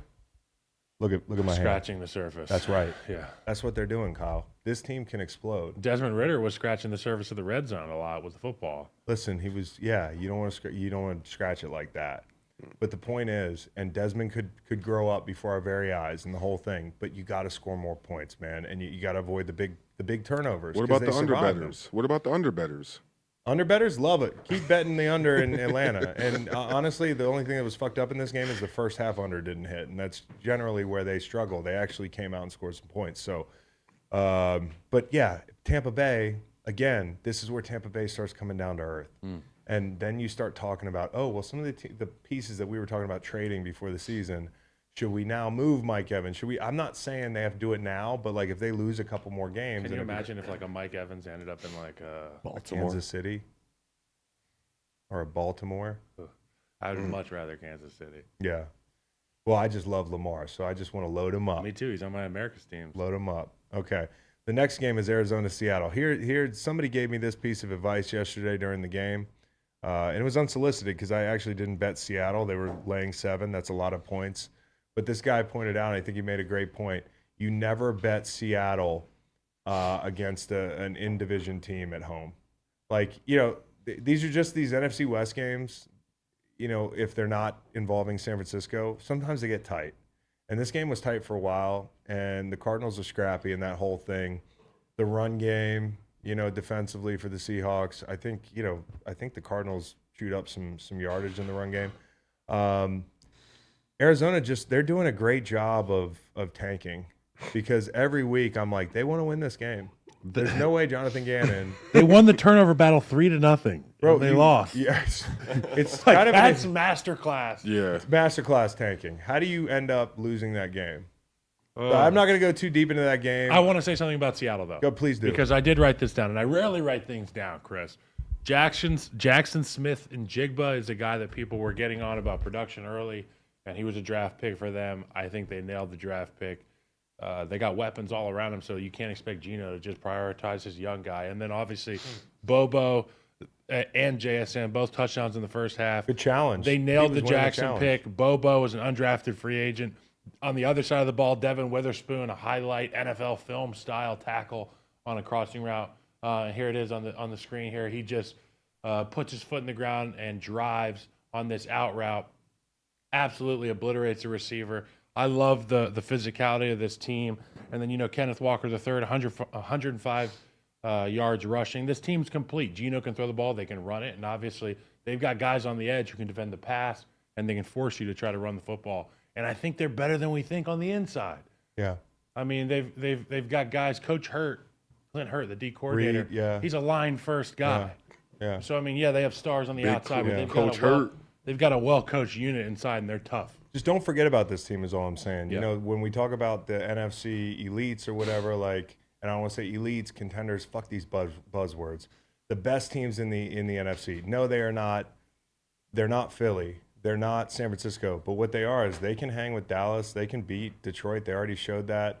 They can hang in there and just let Geno get a 2-minute opportunity, because there's nobody that's as confident and free playing as Geno in the 2-minute when you're talking outside of the elite. Yep.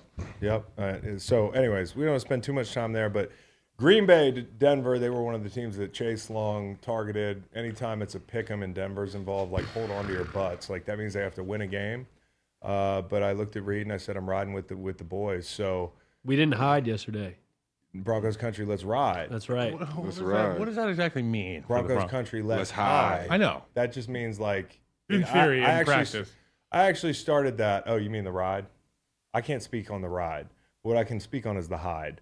The inception of the Broncos country, let's hide, was last year in the Monday night opener. Russell. It was Russell. You come home and you get boat raced by your old team. Anyways, fast forward a year and a half. It's not much different. But this was a big win for them, because as big as a Denver Broncos win can be, this is the first time in like well over a calendar year that they won with a lead at half.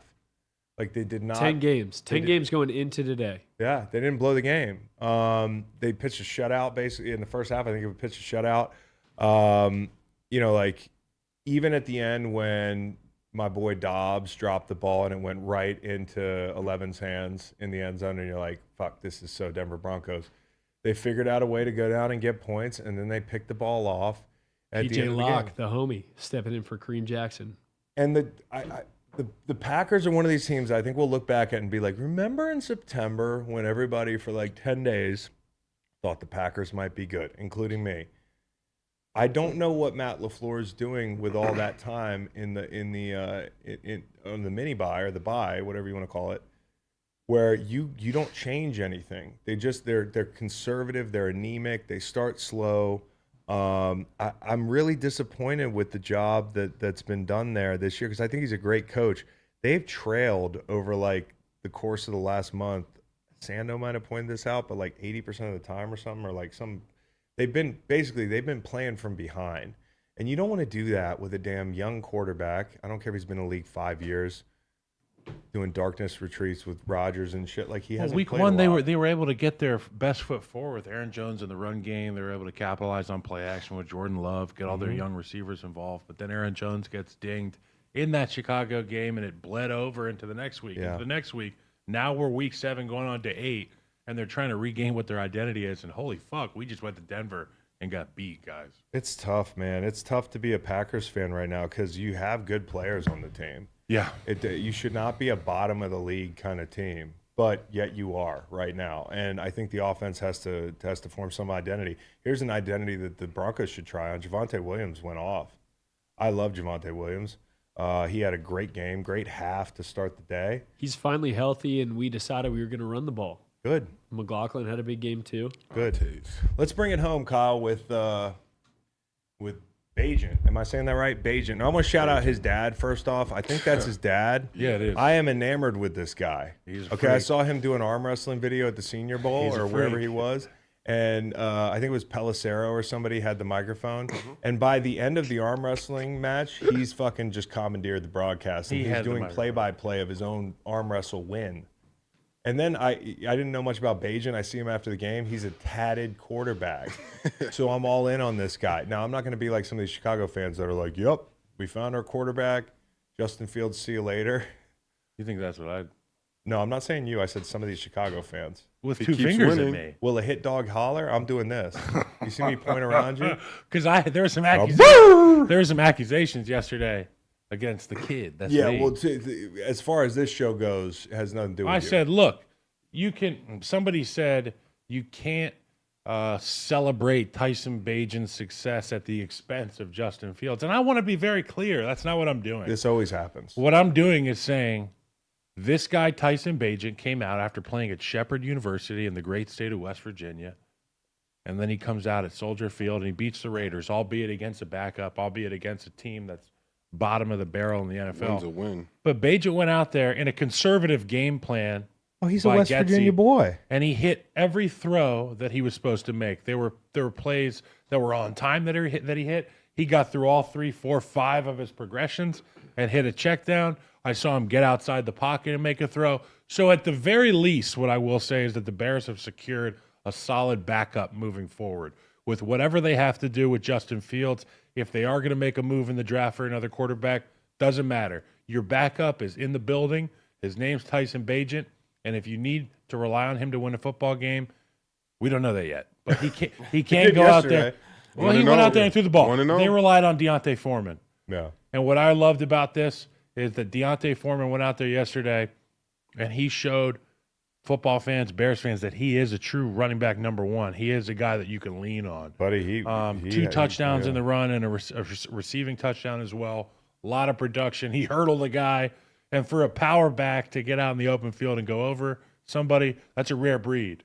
Yeah, no question. That's a rare breed. No question. I liked the Bears yesterday. It was awesome to see Jalen Johnson, big game. Orange sleeves. I disagree with the orange sleeves, Jalen Johnson. That, yeah. And it's nothing against Jalen Johnson, great player. Got to re-sign him if you want to continue to build this team. But the orange sleeves are like, hey, look at me. And I'm not saying in a selfish kind of way, conceited kind of way. I'm saying like, you can't blend in if you do something fucked up. Yeah, if you do something fucked up with orange sleeves. That's what I'm trying to say. Everybody's looking at you. That's why I could have never wore like pink sleeves. Out of my Gap and like neon lemon lime cleats. Like I can't be AJ Brown. That's why I never understood why if guys were smarter, if you just realize and know what color the other team is wearing for those DBs, gloves. wear that color gloves. That's interesting. That's what linemen do. Hey, here's the thing about Bagent. I was just getting excited because he's a West Virginia boy, and he is. I mean, he's from near the crib, but there is a place in West Virginia, for those of you who own a map, that's way up there, and it might as well be Maryland and Pennsylvania and Northern Virginia combined. Like, it's this little fucking Sliver. That little sliver. He's Martinsburg. Steelers country. It's Steelers country, so that's interesting. I He's mean, a Yinzer. you could be from He says first dime. you could be from Martinsburg. That's like being from a different country than being from like Nitro, West Virginia. That's Nitro, West Virginia. I drove through there one time and I found out, I was like, why is it called Nitro? I was thinking West about Crash Virginia? Bandicoot the whole time. And they're like, hey, yeah. this is where they essentially made TNT. Remember that for later. Okay. Nitro, dude. Now Best we've name. got an ad read, and then we've got our Miller Lite moment. So whatever you're looking forward to this football season, there's one thing that pairs well with every great moment, an ice-cold Miller Lite. Whether you're at the stadium playing fantasy football or watching the game at home or the bar, Miller Lite is here to make your football season taste like Miller time. From kickoff till the clock runs out, you can't go wrong with a Miller Lite in your hand. It's the only light beer with a taste worthy of our national obsession. Because what's the point of having a beer if it doesn't taste like, well, beer? It's got only 96 calories and 3.2 carbs per 12-ounce serving with a smooth taste and a crisp, clean finish. You get the taste you crave, Kyle, without the calories. And that's great for you and me, right? We're trying to keep our figures. So this season, crack open a light beer that hits your taste buds so hard, you feel it in your heart. Make it Miller time all season long. Get Miller Lite delivered right to your door. Visit MillerLite.com/greenlight. Woo! They deliver beer? Can you imagine? A lot of beer deliveries for some of these fans this morning. They don't want to leave the house. Miller Lite moments, Kyle. We start with the Bevel Conway, okay? You're not going to be surprised. You know, it's not often something comes along that doesn't disappoint. You know what I mean? And this isn't a Miller Lite ad read. This is a Kelly Green segment. I went to see Killers of the Flower Moon this week. What is that? People were hyping it up. It was wildly disappointing to What me. is Now, that? I understand that a lot of people are pretending they like the movie because of Scorsese's last movie, and De Niro's in it, and Leo, I was told it was his best acting job. But like a player in a bad system, it's hard to shine through in a movie like that. I'm sorry. So some people in the fucking comments are cooking me. They're saying, Chris, you're probably pro-frontiersman. No, those white people, I wish they got skewered with bows and arrows. But Hold they on didn't. a minute, Blair. What is this about? Okay, it's about the Osage Indians who who in the 40s or so, they had better land rights than a lot of Native American tribes.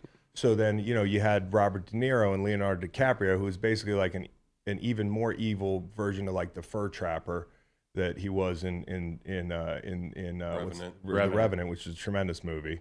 Okay, maybe you meant to say that was his best acting job. That's up there.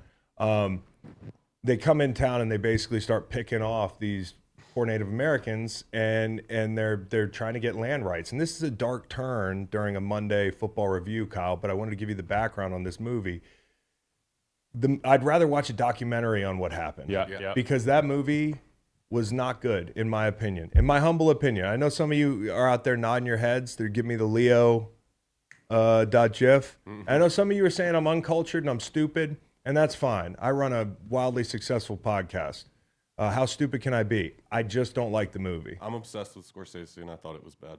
Yeah, and Matt warned me coming in. Matt was like, be careful, because it's 3.5 hours long, Kyle. Oh, fuck that. I'm out. You want to see Leo the whole second half of the movie? Bevel Conway. I'll be Leo. And I'll be De Niro.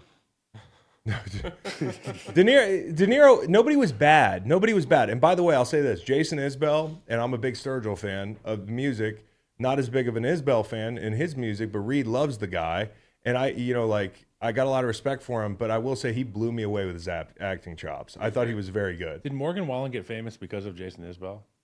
I'm not seeing Cover me up. Oh, he's not going to be happy with that. No, well, What I said was true. you said it's kind of. Yeah, I think he was famous before. It was the catalyst to his Wait, success. are you saying Jason Isbell got I famous would because say that of Morgan Wallen's popularity was catalyzed as a byproduct of covering Jason Isbell? I would say, yeah. It's a great song. You have a Bevel Conway. I just want to finish with this. Kelly Greens were the Bevel Conway. They did not disappoint, unlike Killers of the Flower Moon. Bevel Conway. If I could give it to a non-football thing, it would be that Vegas Sphere, because I've seen some concerts showed in that thing. Shown U2 concert. My God, I want to see that. We talked about Krangbin. We want to see them there. That'd be cool. Yeah, they're awesome. My Bevel Conway, though, football Bevel Conway, goes to the Chiefs and Chargers. Vintage uniform matchup, red, blue, home game. It was awesome. The sea of red there at Arrowhead, and then obviously the two quarterbacks. I can only get so hard. Gorgeous, dude. I can only get so hard for a football game. It was gorgeous. What we got next? Best flight. Best flight. I'm going to give it to Pittsburgh. Right? It's probably a lot of fun knowing that you got to go back east. It's it sucks to go so far, but you're just the whole time so thankful that you're not going that far after a loss. Also an East Coast team, cold weather city. It's not necessarily brutally cold yet, but I used to love going west. And imagine going west, thawing out, Kyle, and then winning, and then coming back. It's like stagecoach robbery. If we had a balcony at our hotel, we'd get there on Saturday. It'd be like 78 degrees in Phoenix in December. I'd just go out on the fucking patio and put some cucumbers right here. Now, I wouldn't do any cucumbers, but I would strip down to my boxers and just lay there. And that's what those guys do when they get off the plane. It feels so good to go to the West Coast. Best flight, the Atlanta Falcons. Division win without Bijan, mostly. Short one. Totally. Short flight. But also, I was flying back from LaGuardia yesterday, and we were coming into land in Charlottesville. And, once you're like, oh, we're pretty low, we're about to land, it takes like 20 more minutes to get even further down. I saw a guy who was down in like a Cessna, private pilot, just cruising along the hills over there by Charlottesville Albemarle Airport, whatever it's called. Cho. That would have been the best flight. That guy was having a great Sunday. Was it Brandon giving Cooks? the best flight to the guy in the Cessna. Was it Brandon Cooks? Brandon Cooks. Could have been Brandon Cooks. And Got Micah. his pilot's license. Okay, I'll go worst flight, Detroit. Just because, that's one of those games where... Now, worst flight could be the Chargers because it's over. Okay, it's fucking over. But you already knew that. Detroit found out how far away they are yesterday, and I think that can be sobering. I'm not saying they can't get there, but that's damn, dude. A team we're talking about Super Bowl team just beat us by 32 points the first time we go on the road against a good team in over a month. You went to Arrowhead and got that big win. I think they flush it, and here's why I think I know it's worse plane ride, but after a game like that, who's on the team? Nothing but good guys. Detroit is a team full of good dudes, leaders, young guys. Dan Campbell's a great leader. I know he's fucking listening to Metallica on an iPod Touch on the way home, just stewing. He definitely has an iPod Touch. But it's actually good news, bad news. Bad news is terrible flight. Good news is you got the guys to rally around each other. I'm sure they came together. They turned a bad flight into a good flight. Worst flight, Dolphins. Man, it's late. Man, it's late to ride on an airplane. Tootsie's open? Yes. Probably. For them. Nick goes, yes. For them, for sure. Yeah. Hollow Man. Ooh, Hollow Man. Kyle? The Lions. Just gave it to Roquan Smith said they hadn't been tested. Is it? Well, they failed. Yeah, Roquan, what I love about Roquan is he keeps saying stuff like this before the game. He says, this is a show me game. That's what he said before. He keeps it 100. He said, this is a show me game. Like, with no animus on his face, no, like... He's such a football guy. Before the fucking Cleveland game, people were terrified of Cleveland. It was like the Vikings were coming. I'm not talking about Kirk Cousins. I'm talking about the Norsemen and their ships, and they were going to pillage and the other thing. And you're like, fuck, this is terrible. Cleveland's coming to town. He stood at the podium. He's like, we're going to beat them up in front of their families. Do you remember when Dion... I was like, yeah! He's the best. I want to play in front of him. Dion and Andre Rison. Yeah. They had matchups, and they would fight at the line of scrimmage. Yeah. It would be like there was not a football game going on. Roquan Smith finds a way to get that type of motivation, and it permeates through the locker room, particularly that defensive room, and it's showing through with the Ravens. People questioned that trade, but man, he's been great. He has been great. I want to give my hollow man to Darrell Baker, Darrell Baker, however you say his first name. Unfortunately, I know the most about him because of what happened in the end zone yesterday.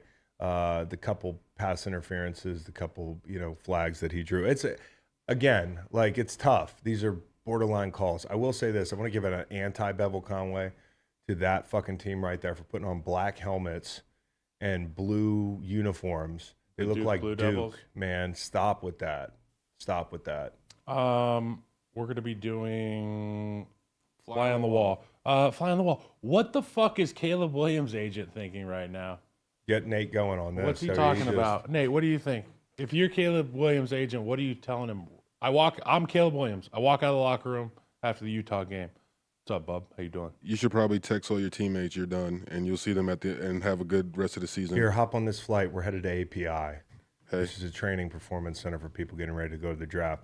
Now, I know Acho said this, and like, we live in a very progressive age where everything's about players and everything's about, making money in a business. And believe me, I'm not the old man yelling at the cloud. I'm all for NIL. I'm all for these people getting paid. I'm not the fucking governor that's like, it's hard to root for these kids because they're making millions of dollars. Well, what about you, Mr. Governor or Senator or whoever the fuck you are?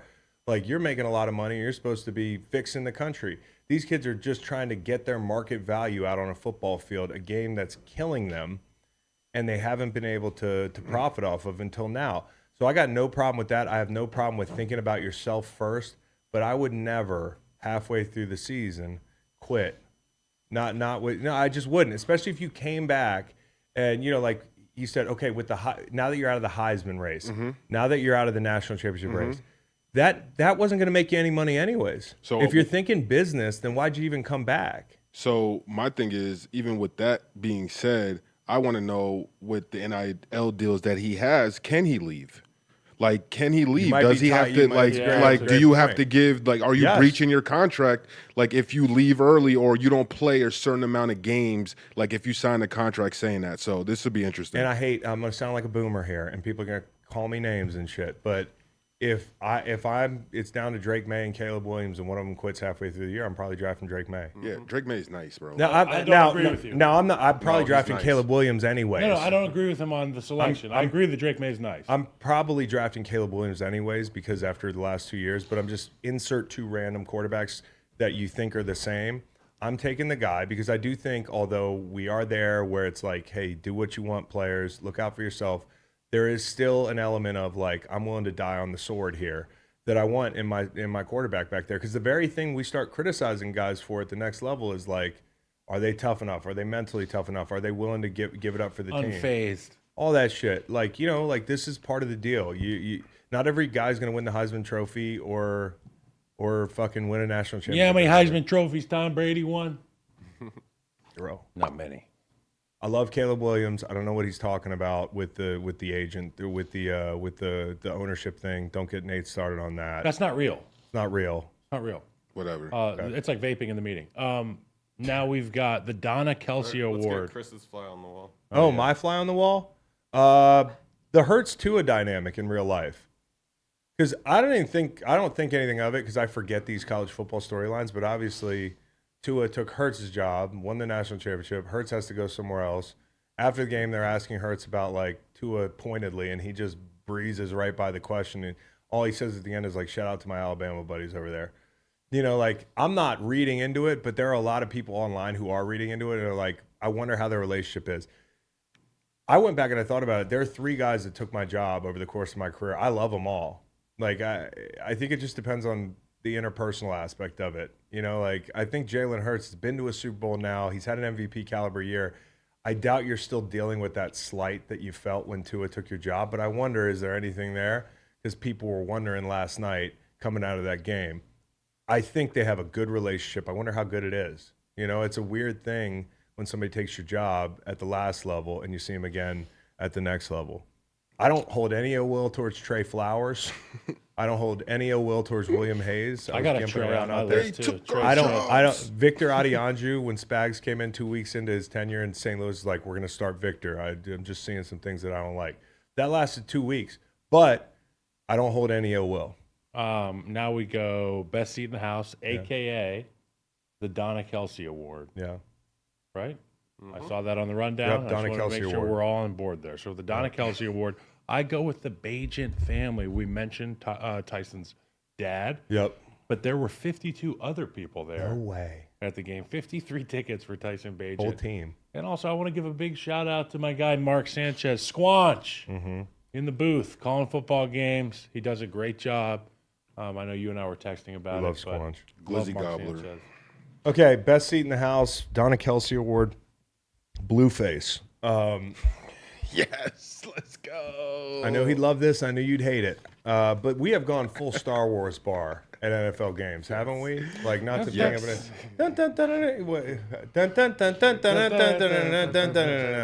you got rappers down there throwing money at chicks and G-strings. Like, He actually proposed. He actually proposed to his. He proposed to his girl in there too. Did he Before really? that, yeah. After that. so that was like his bachelor party. Good All for him. in one. Congratulations to Blueface. Also, last week I said, hey, you want to fix the fighting problem? Just fucking put a cage in the corner of the stadium, and if you want to fight, go. But I actually think put a Blueface in every section. You know, just to elevate the mood. There's tons of rappers who want to get the marketing that comes with that. But the NFL is now a vehicle for marketing on a serious note. Oh, huge. Like it always has been, but marketing is changing. And like, unfortunately, if you don't like the Taylor Swift thing, which I don't love the wearing me out with it thing, but it's not going to stop me from watching the game. I know we went viral on a little social a little while back. I'm being theatrical. There's nothing that's going to make me stop watching the game. Okay, so whether it was the anthem for a few of you years ago, or it's Taylor Swift now, or it's the Tush Push, or it's Blueface, If they move and to a bunch 7 of on butt 7, cheeks in the end zone, the NFL is crazy now. It is always going to be crazy from here on out. It's going to be a tool for marketing. Would you watch a 7-on-7 league? Yes, Kyle, I would watch this. I thought about this the other day when I was missing football. An over 40 league. Dude. Former NFL players sign a big old waiver, capital W. I'll go play tackle. Kyle, we just go out there once every, I'll go play it's like a guard. 7-game season or something. You play in the spring, and it's something. None of these leagues have taken off. You know what would take off? Fucking Michael Irvin getting tattooed by John Lynch. A bunch of guys in copper wire. Yeah. Yeah, dude, the copper fit. A bunch of copper fit athletes. Brett Favre out there playing for, he's got to make a big check. Could be members only versus copper fit. Favre's going to get You might have that to make it volleyball like money. aggressive 2-hand touch. I don't know if guys can get hit, bro. No, you got tackled, bro. Yeah. Like, You got to bring these old fucks down. I want to see what Louis Delmas and Bob Sanders have left in the tank. Like Some of you guys are worried about the wrong get it up. They need to just get up. oh, another best seat. Speaking of marketing, Bernie Kosar with Taylor Swift before the game. I'm like, where the fuck did Bernie Kosar come from? Why does he look like, a pig in shit? Does he like Taylor Swift? I think that there's a connection with Bernie Kosar and the coaching staff in Kansas City. I'm not sure what it is, Yeah. but that was a name that I remember. I was like, how I was like, is oh, he there's involved in Bernie this and whole Taylor thing? Swift. Okay. STL Memorial. Yep. Fuck, man. This is a tough one. I want to give it to Tyrod Taylor. Okay? Keeping it G. Nobody watched that game. I did because I had the commies. I didn't hit on everything yesterday. But I'm a big enough man to admit, hey, you beat me fair and square, buddy, just like at Tech. You know? You beat me at Tech. You beat me yesterday. Commies -2. Hats off to you, buddy. Great. He's had a great career. Cool guy, Yeah. actually. Really cool guy. Yeah, just great. Probably my favorite Tech quarterback. Him Yep. and Sean Glennon. I'm a Mike Vick guy. Mike Vick's awesome, but I'm a Tyrod Taylor fan. Yes. Yeah. Deal. Okay, so STL Memorial, talked about Deontay Foreman, but I'm going to talk about Chicago Bears offensive line. You know what? They led the league in rushing last year, the Bears. You guys know that? They led the National Football League in No, I rushing. didn't know that. One thing they didn't lead in was wins, obviously. No. But this past week, they did get a win against the Vegas Raiders. And you know what? They shuffled that line around. Cody Whitehair was at center. He's a guy that's been done wrong his whole career, moved from guard to center to guard to center, depending on who's healthy. Yeah. He was back at left guard, but at right guard, they had Tevin Jenkins, who I love. You He's like a Tevin big, Jenkins? physical ass kicker in the run game, and they put him right next to Darnell Wright, the rookie right tackle, who went against Max Crosby. And, you know, he took his lumps in that game, but also had some really good reps in the past. Did Crosby get home a lot? But it was the run game. He didn't have many opportunities, Chris. Yeah, They were moving they were out just to his pounding the side. ball, He was yeah. getting chipped on the reach. Yeah.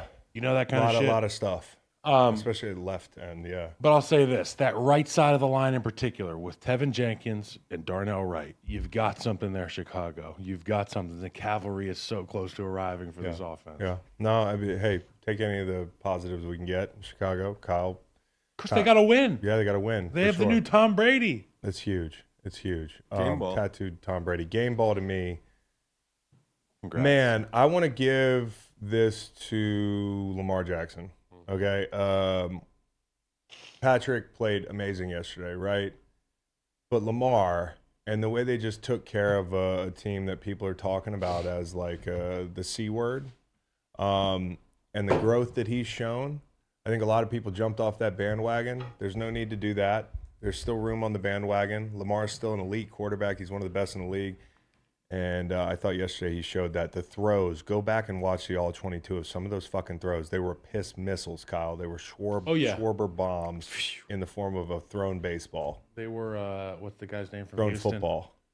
The little guy from Altuve. Houston that I like, Jose. Yeah. I'm going to give a split decision game ball. One to an offensive player and one to a defensive coordinator. The defensive coordinator, Sean Desai. Yes. A guy that we got to play for Chicago. under Vic Fangio. And I remember, and this is, I'm going to take it on a serious level here. I remember him having a conversation about representation and coaching. And he had young kids at the time. He had a young son who would always be around the practice field. I remember him talking about it's important for my son to see people that look like me at the position that I'm in. And he's a brain, so he dressed like a brain when he was in Chicago, right? He wore the team issued stuff, Yeah. no swag. Yeah. I see him on the sideline yesterday. He's got his varsity Letterman's jacket on. He's dapping up the D line. it. His guys love him. Sirianni loves personality. Like Sean Desai, shout out to you. Yeah. You've done it. 6-7 years ago, I remember that conversation like it was yesterday. So it's important for me to give him the game ball. Is he head coach material? I'm not sure yet. But I mean, like from a Yes. personality Yeah. standpoint. Yes. But I mean, it remains to be seen, right? Yeah, no question. But that's the next conversation. And then Pat Mahomes, 424 yards, 4 touchdowns, outclassed. Travis gets to touch the ball too, 13 targets, 12 receptions, 179 yards for the guy that apparently all eyes were on. No question. I mean, fucking, hey, little reminder to everybody, I'm still that dude. My God. 4 p.m. spot. I got a I game own ball. these. I'll get a game ball. I'm going to take it to college and got to go with Virginia, Wahoo Wah. Yep. But Malik Washington is having a historic season at the wide receivers position. Through 7 games, he has 56 receptions for 783 yards with 6 touchdowns. And to put that in perspective, Deontay Wicks through 7 games had 32 receptions with 679 and 6 touchdowns. And then Herman Moore had 30 receptions with 644 with 10 touchdowns. So he was a huge reason why we won this last game against UNC. So shout out to Malik Washington. I want to shout out Paul Akir from the Virginia Cavaliers. That was a hero rush to win that game and a beauty. So I don't know if you watched the show or this can't get back to you, but if you know Paul, tell him I felt a little more alive in that moment. I felt like I was back at Scott Stadium. That's the fucking shit we need right there, buddy. Wow, baby. I mean, I got chills watching that. So, hey, also, I don't know what else. Also, I was gonna say something about Virginia, but go ahead. Okay, now we got the facts viral moment of the week. I am going with Michael Irvin throwing shots and dissing his son, who is an aspiring rapper, for his lyrics and his music. Funny. He came out and said that his son is starting a rapping career, and the stuff that he is talking about is false. And it's more talking about Michael's life, not his, because his son very well indeed grew up in a gated community. So his dad took a moment on his last show to kind of shout him out and throw him under the boat. He's like, he's a rapper. He's called Tut Tarantino, and his son's like, and he's like, you lived in a gated community. Oh, no. It was like it was like a diss record. So now the son got to make a diss track. You got to. You have to. Malibu's Most Wanted. You have to. You got to diss your own dad. Have to. You have to diss your own dad. Chet Hanks, same thing. Huh? Chet Hanks, the Jamaican? That's it. No, yeah. Well, it depends. Bomba clot. So it depends. So we've got Monday night football delivered by Little Caesars. Monday night football delivered by Little Caesars, not like Little Caesars. Okay, real quick. Monday is still game day, and game day is the perfect pizza day. So make Little Caesars the official pizza sponsor of the NFL, part of your game day. Order online during our Pizza pregame 1 hour before and 3 hours after NFL kickoff, plus all day Sunday to have your NFL game day covered. Choose your favorite Little Caesars pizza or pick the toppings you crave. It's a pizza win. And speaking of winning, everybody scores with convenient delivery or our in-store pizza portal pickup. So grab some friends, order your Little Caesars, and enjoy during the games. This podcast is brought to you by Cash App. We're going fucking, we go situation to situation here. That's one ad read into the next. And that is true. This podcast is brought to you by Cash App. You know what Blueface could have used down in this section? Some Little Caesars. He had about everything else you could ask for. Some more talent. Could have used a terrible towel or two to cover some of the cheeks that were out there in broad daylight. But let's talk about Monday Night Football real quick. 49ers at Vikings. 49ers favored by exactly a touchdown, 43.5. Real quick, who you guys like? Okay, so I like the Vikings and the over. I am worried about this spot for the Niners. I think the ball might get moved a little bit. I think this thing ends up maybe 27-24, 27-21 Niners. I like the Niners to win the game. I like the Vikings to cover the spread, and I do like the under. The under. I like the Niners with anytime defensive touchdown tonight. I think it's going to be a defensive game. And I think the Niners defense, they get one in the end zone. Guys, hope you enjoyed the new time slot. At least this is today. But, I will be combing the comments to look for confirmation bias that this is the right time slot. Because, Kyle, it feels great. Yeah. It feels I can stay up late, play Madden. Kyle, everybody wins. I wore some kids out. Let us know if you like the afternoon. We love having you. Thanks for tuning in, and you'll be back, I'm sure, Wednesday to hear me and Macon.